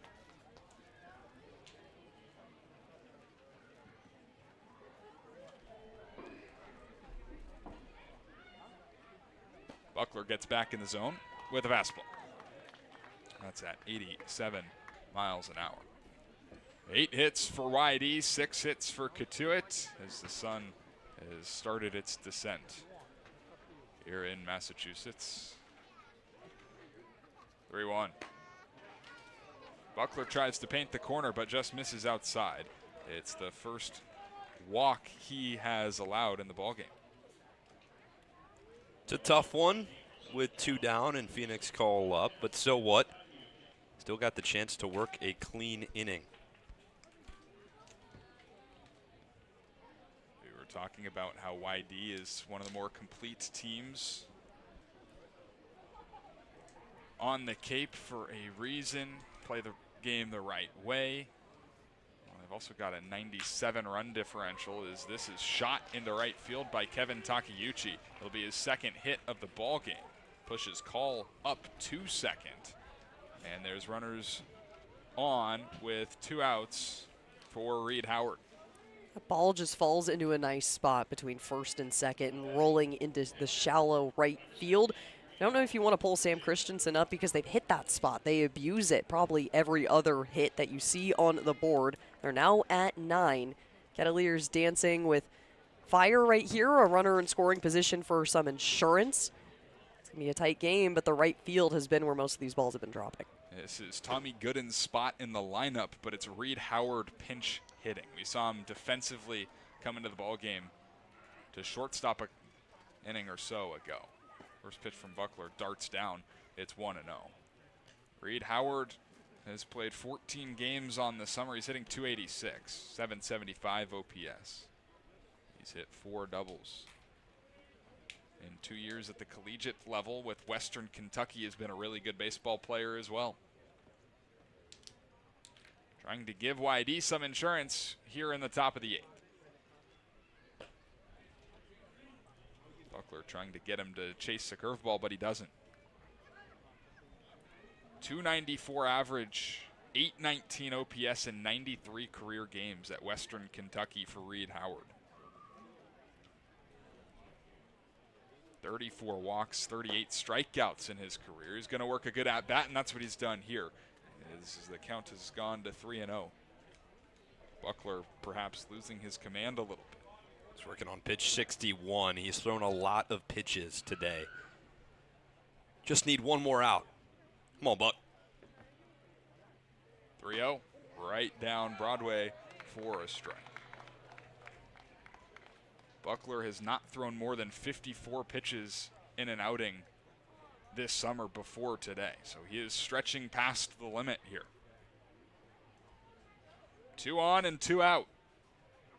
They're going to take off. The pitch is popped in the air into shallow right field. Sam Christensen moving in. He makes the catch and puts an end to the inning. So some 2 out life for YD, but nothing doing. No runs, a hit, no errors, and 2 left on in the top of the 8th. Cotuit tries to cut the deficit down, trailing by a run when we come back. 4-3 the score.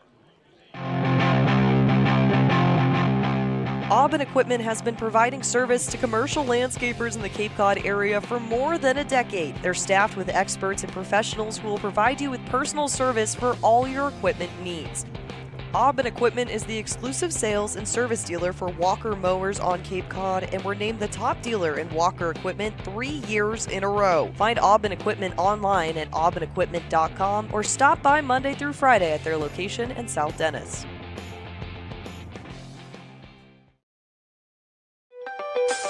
Beacon Gardens is Osterville's premier garden center. Located on Osterville and West Barnstable Road, Beacon Gardens prides itself on quality products and excellent customer service. Check out their wide assortment of garden products and find everything you need to beautify your home.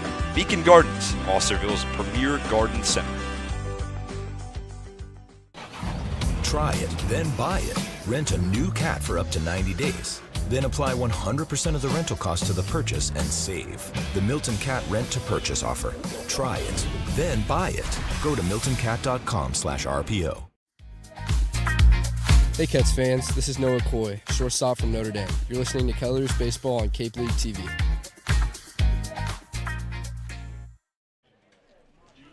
It's a 4. Hey, Dennis! Oh, Dennis. There's our guy. Yeah, you're him, Dennis. Good for you. 4-3 the score. YD leading over Cotuit as this game is flown by. Top team in the East, the Red Sox, and the 4th place team in the West, the Kettleers, both fighting. YD has already locked up a playoff spot, so they're not necessarily too stressed, but Cotuit certainly is. currently tied for fourth with Wareham, who is about to send the ball game against Brewster to the bottom of the ninth scoreless. Top of the order for the Kets in the bottom of the eighth. Sam Christensen, who is 0 for 3, watches ball one from Peyton Rogers, who's on for his second inning of work. There's a check swing, never foul. Rogers got the second 1-2-3 inning by a Red Sox pitcher in the seventh. This is an area in which the Kettleers have struggled late and close. 3 and 5 and 1-run ball games are the Kettleers, but the offensive numbers in the sixth inning, sixth inning and beyond, in close games they struggle as an offense. Yeah, 168 team batting average. That's last in the CCBL. Falmouth, the next team ahead, 30 points above, 196. It's an area they have struggled in. And it's an area in which YD doesn't struggle in. Offensively, at least, they're the best team in the league. 302 average late and close. As a pitching staff, the ERA is also very good. As Christensen breaks his bat, a little looper into center field. Phoenix Call reaches down to make the catch for the first out in the bottom of the eighth inning. A lot of loud contact. You lose the bat for Sam Christensen, and he's still looking for the performance that he had yesterday with the triple to send to home. It was definitely a breakout performance, but that center field area is now dangerous. Phoenix Call threatening anyone who tries to send one down to the 397 sign.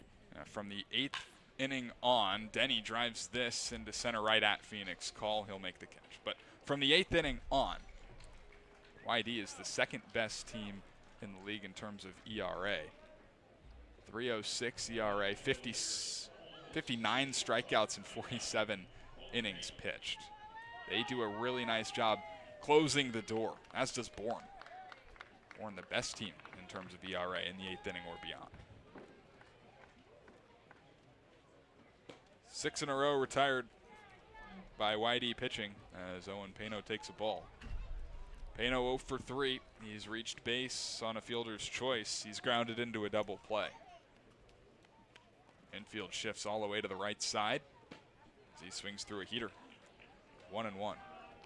Hey, some good news for Kettleers fans. Brewster has a runner on after a Holden Pantier single, so looking to get some offensive momentum going in the bottom of the ninth. Skips down low, 2-1. A tie in that game wouldn't be the worst thing either, because the tiebreaker goes to wins. And the Kettleers even in this season series with Wareham. Still an opportunity to play them and beat them again this year. That spoiled foul off the bat of Owen Payne. Again, playing with fire, though. Wishful thinking for all of that to line up. Kets need to focus on right here, right now. Yes. Bottom of the eighth, 2 down. Pano, middle of the lineup, due up. 2-out rallies worked yesterday. 2-2. Pano rolls it to the right side. It's Takeuchi who scoops it up, and a little look to Pano before he steps on the back. Peyton Rogers has retired all 6 batters that he has faced in this ball game. YD pitching has retired 7 in a row. We've played 8. It's 4-3. Red Sox out in front. The Generac generator from RCA delivers more than reliable backup power. It delivers peace of mind. Peace of mind that comes from knowing our expert technicians, knowledgeable staff, and emergency service team are here when you need us most. As one of New England's leading Generac generator dealers, RCA provides a 10-year warranty and regular maintenance services to ensure your home stays protected. RCA, powering your peace of mind. Try it, then buy it. Rent a new cat for up to 90 days. Then apply 100% of the rental cost to the purchase and save. The Milton Cat Rent to Purchase offer. Try it, then buy it. Go to miltoncat.com/RPO. Cape Cod 5 is proud to be the official banking partner of the Cape Cod Baseball League. Cape Cod 5 offers a broad range of financial products and services tailored for every stage in your financial journey. Reach out to us. We're here to help. If you're a Massachusetts resident and don't have a bachelor's, you could be attending 4Cs for free, all while preparing for careers that actually move you forward. Aviation maintenance, nursing, dental, funeral service, we've got it all. CapeCod.edu/free.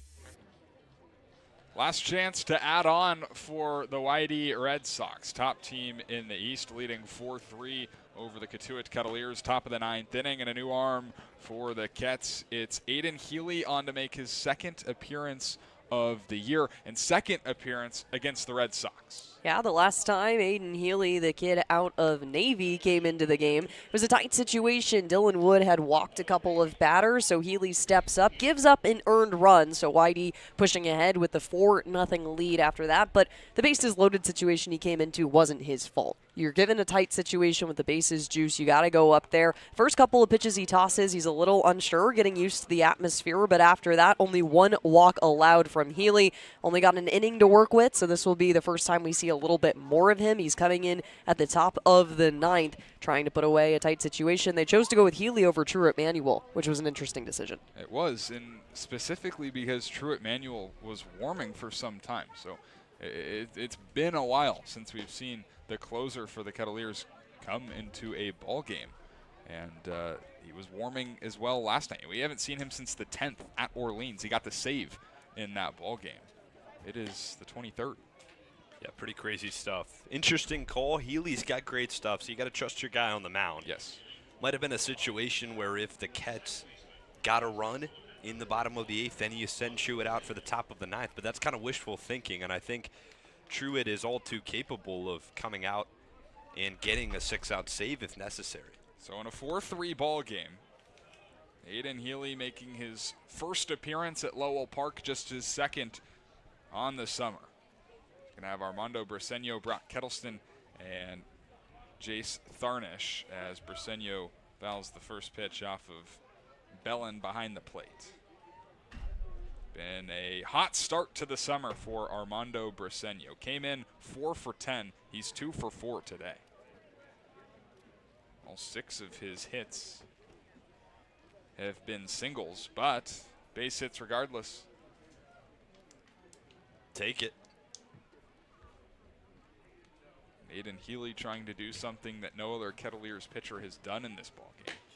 And that's go 1-2-3 as he falls behind 2-1 to Briseño. It's nice to have the radar for Healy, probably 94-95. Last time at Red Wilson Field, unable to see the velocity. Clearly he was pumping. He was. 2-1. Misses. Down and away. 3-1. Yeah, he kind of got thrown into a tough spot after Dylan Wood struggled with command.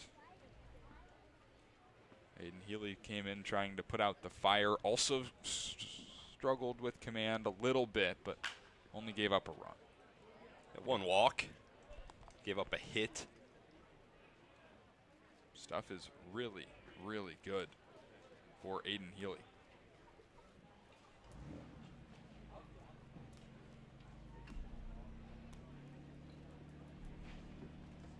Three-two, carved back to the screen.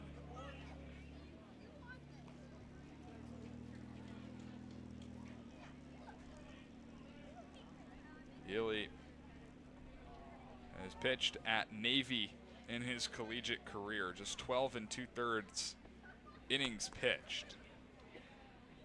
3-2 is down low, ball 4. Lead off walk in the top of the 9th.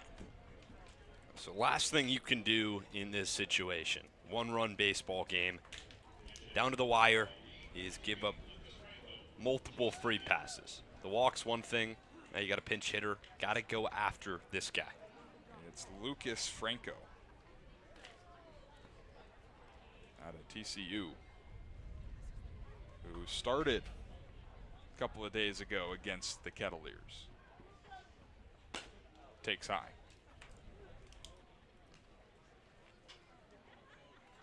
.395 average on the summer for Lucas Franco across 14 games.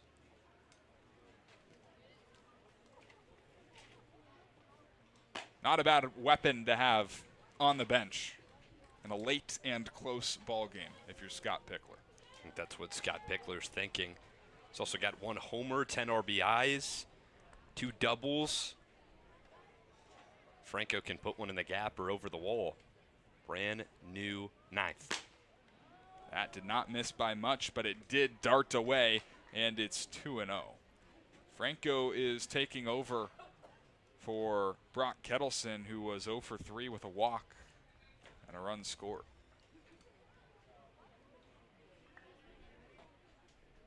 The 3-0 is down and out. All 4 back-to-back walks to open up the 9th inning for Aiden Healy.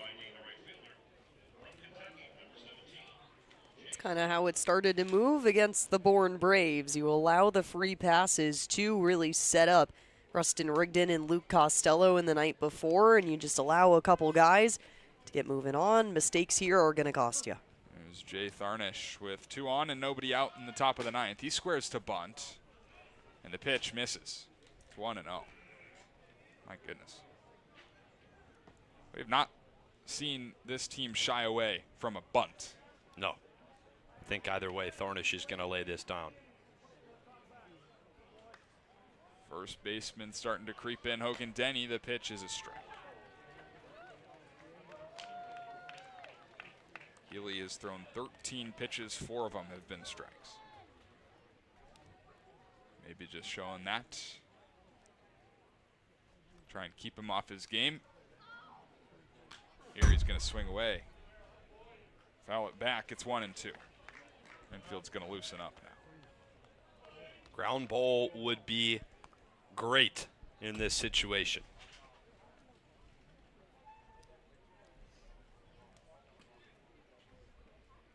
Whitey trying to tack on a couple of more in the top of the 9th. The 1-2 is rolled. Foul. Healy taking over for Ryan Buckler, who pitched 4 innings, gave up 4 hits, a run, walked 2, and struck out 1. Buckler was really good in the ball game. Only gave up 1 extra base hit. The other 3 hits were singles. 1-2. Wicked slider he went around. First strikeout in a Cotuit uniform for Aiden Healy, and it's a big out number 1 in the 9th. It's a nice punch-out pitch. Went to the slider on the outside corner. It's filthy. A lot of movement. The only issue is Healy hasn't set it up well. And there's an update in the Brewster-Wareham game. Brewster walks it off. 1-0 in the bottom of the 9th. First pitch swinging from Serna, and he fires this into left field. It will be enough for everyone to go station to station and load the bases. Serna's first hit of the ball game, and the table set for the number 9 hitter. Tight situation. The clock is ticking. You've got the boost for Brewster beating Wareham, so you have the situation, but you don't want the loss to come here. Bases loaded on. Kettleers dancing in a tight situation. Cade Carr stepping up to bat. You gave up a double back to him in the 6th. Just got to find a way to turn around 2 more outs. Carr has reached in 3 of his 4 plate appearances. Swings at the first pitch, rolls it back to Healy, who's got some trouble with it. Only play is to first, where he will retire Carr for out number 2. But Briseño scores from third, and it's 5-3 in the 9th. Yeah, it's a must cut down at the plate. Gotta field that cleanly and go home. 1-run ball game versus a 2-run game. Massive swing. Red Sox have got to be happy they get the insurance they need. Bad break. Now top of the order. Ryder Robinson takes a strike. And maybe, I mean, no one off to a better start than Ryder Robinson right now. He's only his 3rd game. He's got 4 hits in those 3 games. He's 2 for 4 tonight. Couple of singles, has an RBI, has a run scored. Really nice defensive play as well. 2 on, 2 out, 1-1 pitch is a bouncing ball. 2 hops for Aguayo, throws to first, ends the inning. Aiden Healy allows a run on a hit as the Red Sox tack on another. 5-3 the score to the bottom of the 9th. Kets need some runs if they want to keep this thing going here on Cape League TV. Proudly serving Cape Cod, Plymouth, and the South Shore since 1927, Paul J. Cazault & Sons are here to solve your roofing, siding, or gutter needs. They also offer window replacement, rotten trim repair, deck resurfacing, and many other exterior improvements. Get in touch with the experts at Cazault Roofing and Siding by calling 508-428-1177 or head to their website at cazault.com. That's CAZEAULT.com.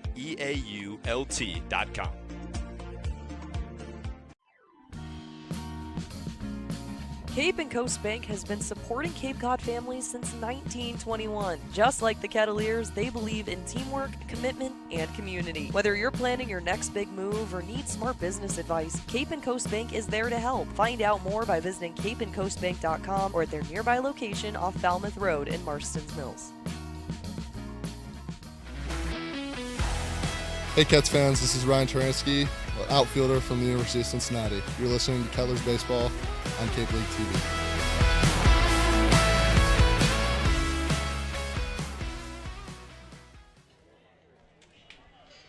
Last chance to dance for this team in the third base dugout, trailing 5-3, trying to avoid facing their 19th loss of the summer.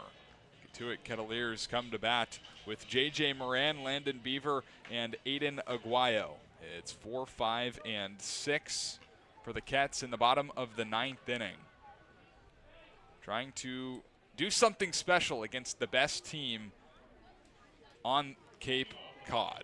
And some defensive changes as well. Right fielder Jace Tharnish moves over to left field, and Jake Souders is into the ball game in right. Whole lot of changes. Whole lot of them. Scott Pickler loves them. Sure does. Big spot. JJ swings at the first one, sends it back.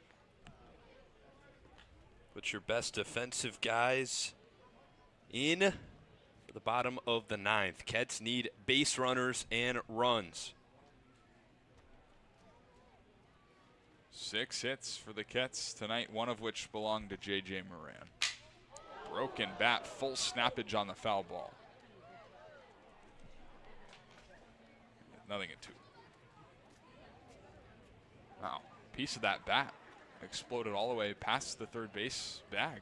Briseño will pick it up and give it to Brooks Beto.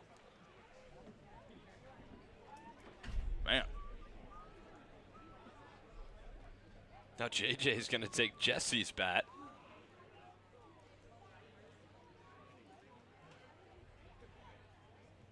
Jesse might need it. Scheduled to hit 5th in this inning. If you want to win this game, I mean, good chance he hits in this inning. Yeah, hopefully he can use it for good. JJ's down in a 0-2 hole against Peyton Rogers. Fastball's flipped foul. Some good at-bats for J.J. Moran tonight. A 7-pitch single in the 6th inning. Line drive to right field. I thought that could have been the spark.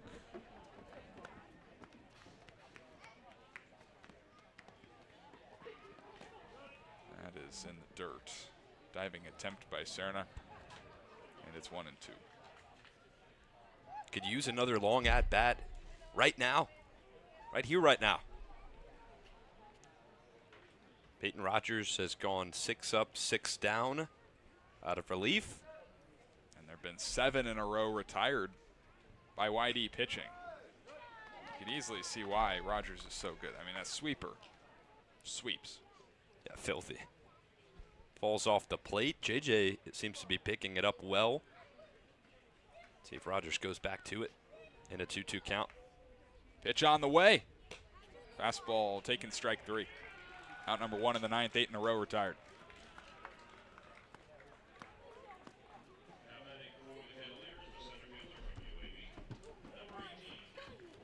Just a second strikeout for Peyton Rogers.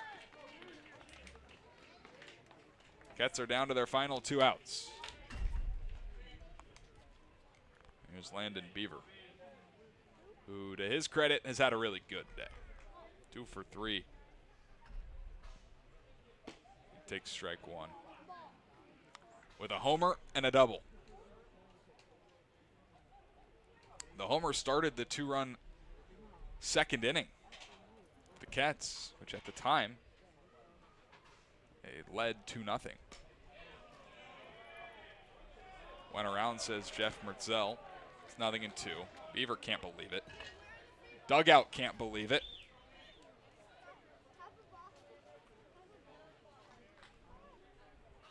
Whitey promptly responded in the top of the third with 2. Added another in the top of the fourth. Cotuit responded in the bottom of the fourth. Beaver spoils this one. Whitey got 1 in the sixth, then 1 in the top of the ninth. Ketts trying to score a run for the first time in the fourth inning. And that run scored in the top of the ninth is such a big one. Ketts just haven't been able to muster up any offense these last 3 innings.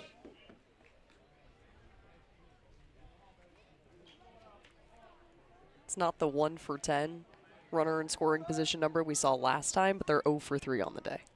Just haven't had runners in scoring position. Beaver drives this in the air to right field. Souders going back, and he's got it. 2 down. Great swing from Landon. He's had 3 really good at-bats today. Didn't get the better end of that baseball. Right at Souders, the defensive replacement, plays it well down to their final out in a 2-run deficit. Last time the Kettleers have had a runner in scoring position was Landon Beaver in the 4th inning when he led off the inning with a double. Here's Aiden Aguayo. Final chance for the Kettleers as he takes a strike, 0-1. He ripped the single back into center in the second, then was picked off. He's 0 for 2 since. 5-3 ball game in the bottom of the 9th inning. The 0-1 from Rogers is swung on and missed. Ketts are down to their final breath.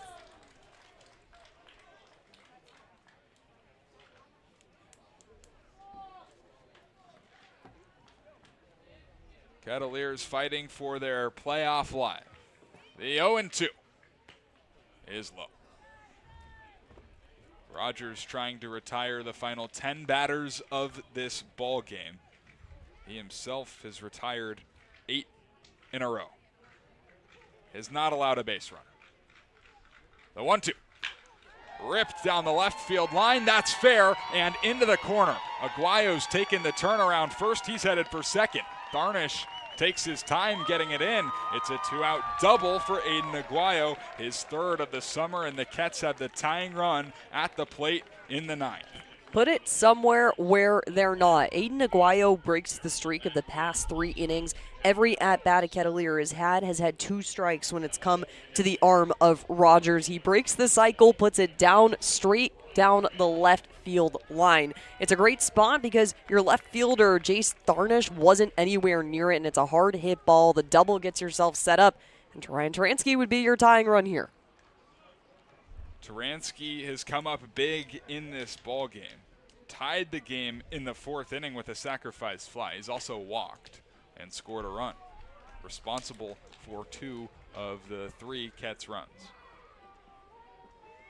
Takes strike 1. He's also no stranger to a big hit. A 3-run homer a couple of weeks ago. A game-winning homer, which turned out to be against Orleans on the 10th of this month. He takes a slider beautifully placed by Peyton Rogers. 0-2 once more. And again, the Ketts down to their final strike.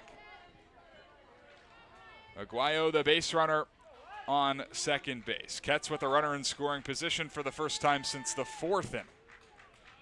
No balls, 2 strikes, and 2 outs. Rogers fires, and Taransky flips it foul into the grass seating area down the left field line.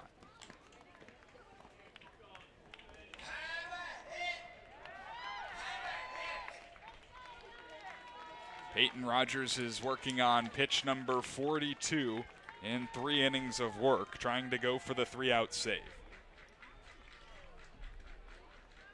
No balls, 2 strikes, and 2 out.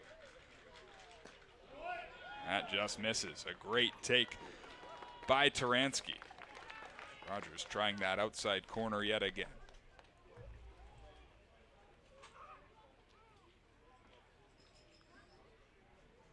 Tying run at the plate for the Kettleers. 1-2. Fastball carved back. We'll do it again. Good at bat from Ryan. Down to his final strike. Rogers has gone fastball on the past 2 pitches. I'd see a sweeper in a 1-2 count. Kettleers do not have a walk-off win yet this summer. Gonna need to get at least another base runner if they want to try and do that. The 1-2 is in the dirt. Count evens. Very patient takes by Ryan Turansky. You had the one on the lower part of the zone corner that you could tell he jumped at and really wanted to go around, but he was patient, and we're waiting for the 6th pitch of this at-bat. 2 balls, 2 strikes, 2 outs with Aguayo on second. A 5-3 ball game. Rogers fires. Turansky swings right through it, and the ball game is over. Peyton Rogers punches out his 3rd in relief as the Red Sox best the Kets at Lowell Park. 5-3 the final. A 3-inning save for Peyton Rogers in relief. At one point retired 8 batters in a row. Definitely you get a hot start, and the Kettleers have been known for that. Past couple of games, you put up 4 runs in just the first 3 innings of work, and then you go scoreless from the 5th to the end of this ball game. It's getting guys in when you need to. Team overall had only about 4 runners in scoring position. You go 0 for 4. That's been kind of the theme between these 2 teams in their past 2 meetings, and you just don't have a response after the 4th inning. Bats just need to get hot. They did in the right moments for some specific guys. J.J. Moran, Aiden Aguayo, like we just saw. But you got to back up your offense in some capacity. Yeah. I mean, the chances were there. The chances were definitely there. Great pitching all the way around. Burnham with an excellent start. Finkbeiner didn't have a ton of his command, and Buckler did exactly what Ryan Buckler has done all season. Came in 4 innings pitched, 4 hits, 1 run allowed. Just never really got base runners in the latter half of the game. Take a look at the upcoming schedule for these Cotuit Kettleers, who fall to 10, 19, and 2. And there's some big games coming up, including tomorrow versus Wareham here at Lowell Park. That's going to be a battle for the 4th place in the West Division. After that, it's on the road against Harwich, then 2 games consecutively at home Sunday against Orleans, off day Monday, back at home against Hyannis on Tuesday, Wednesday against Wareham for the final time in 2026. 5-3 the final here at Lowell Park. And guys, it's just another game where the Kets had opportunities early, it really felt like, to get some runs on the board, put more pressure on a really good baseball team, but instead unable to get it done. It's also back-to-back games where you have the lead and you're standing strong and you allow them to creep back into the stretch. Kettleers just really struggling to put up some sort of momentum. And yeah, you've got a big test tomorrow. You're a 2-1 record against the Wareham Gatemen when it comes to the series. You've got to prove something tomorrow, and then you got another test against the team that you're battling for the 4th place spot for on the 29th. This broadcast is a copyrighted production of the Cape Cod Baseball League. Unauthorized duplication, retransmission, or other use is strictly prohibited by Cape Cod Baseball League. 5-3 the final from Lowell Park. Just to run things over, Zach Robinson gets the win for the YD Red Sox, who improved to 25-5-1. Ryan Buckler picks up his 3rd loss of the year, although he pitched much better than that. He's now 1-3, and then the 3-inning save for Peyton Rogers. Total time of game was exactly 3 hours. We got things underway at 4:30, wrapped it up at 7:30.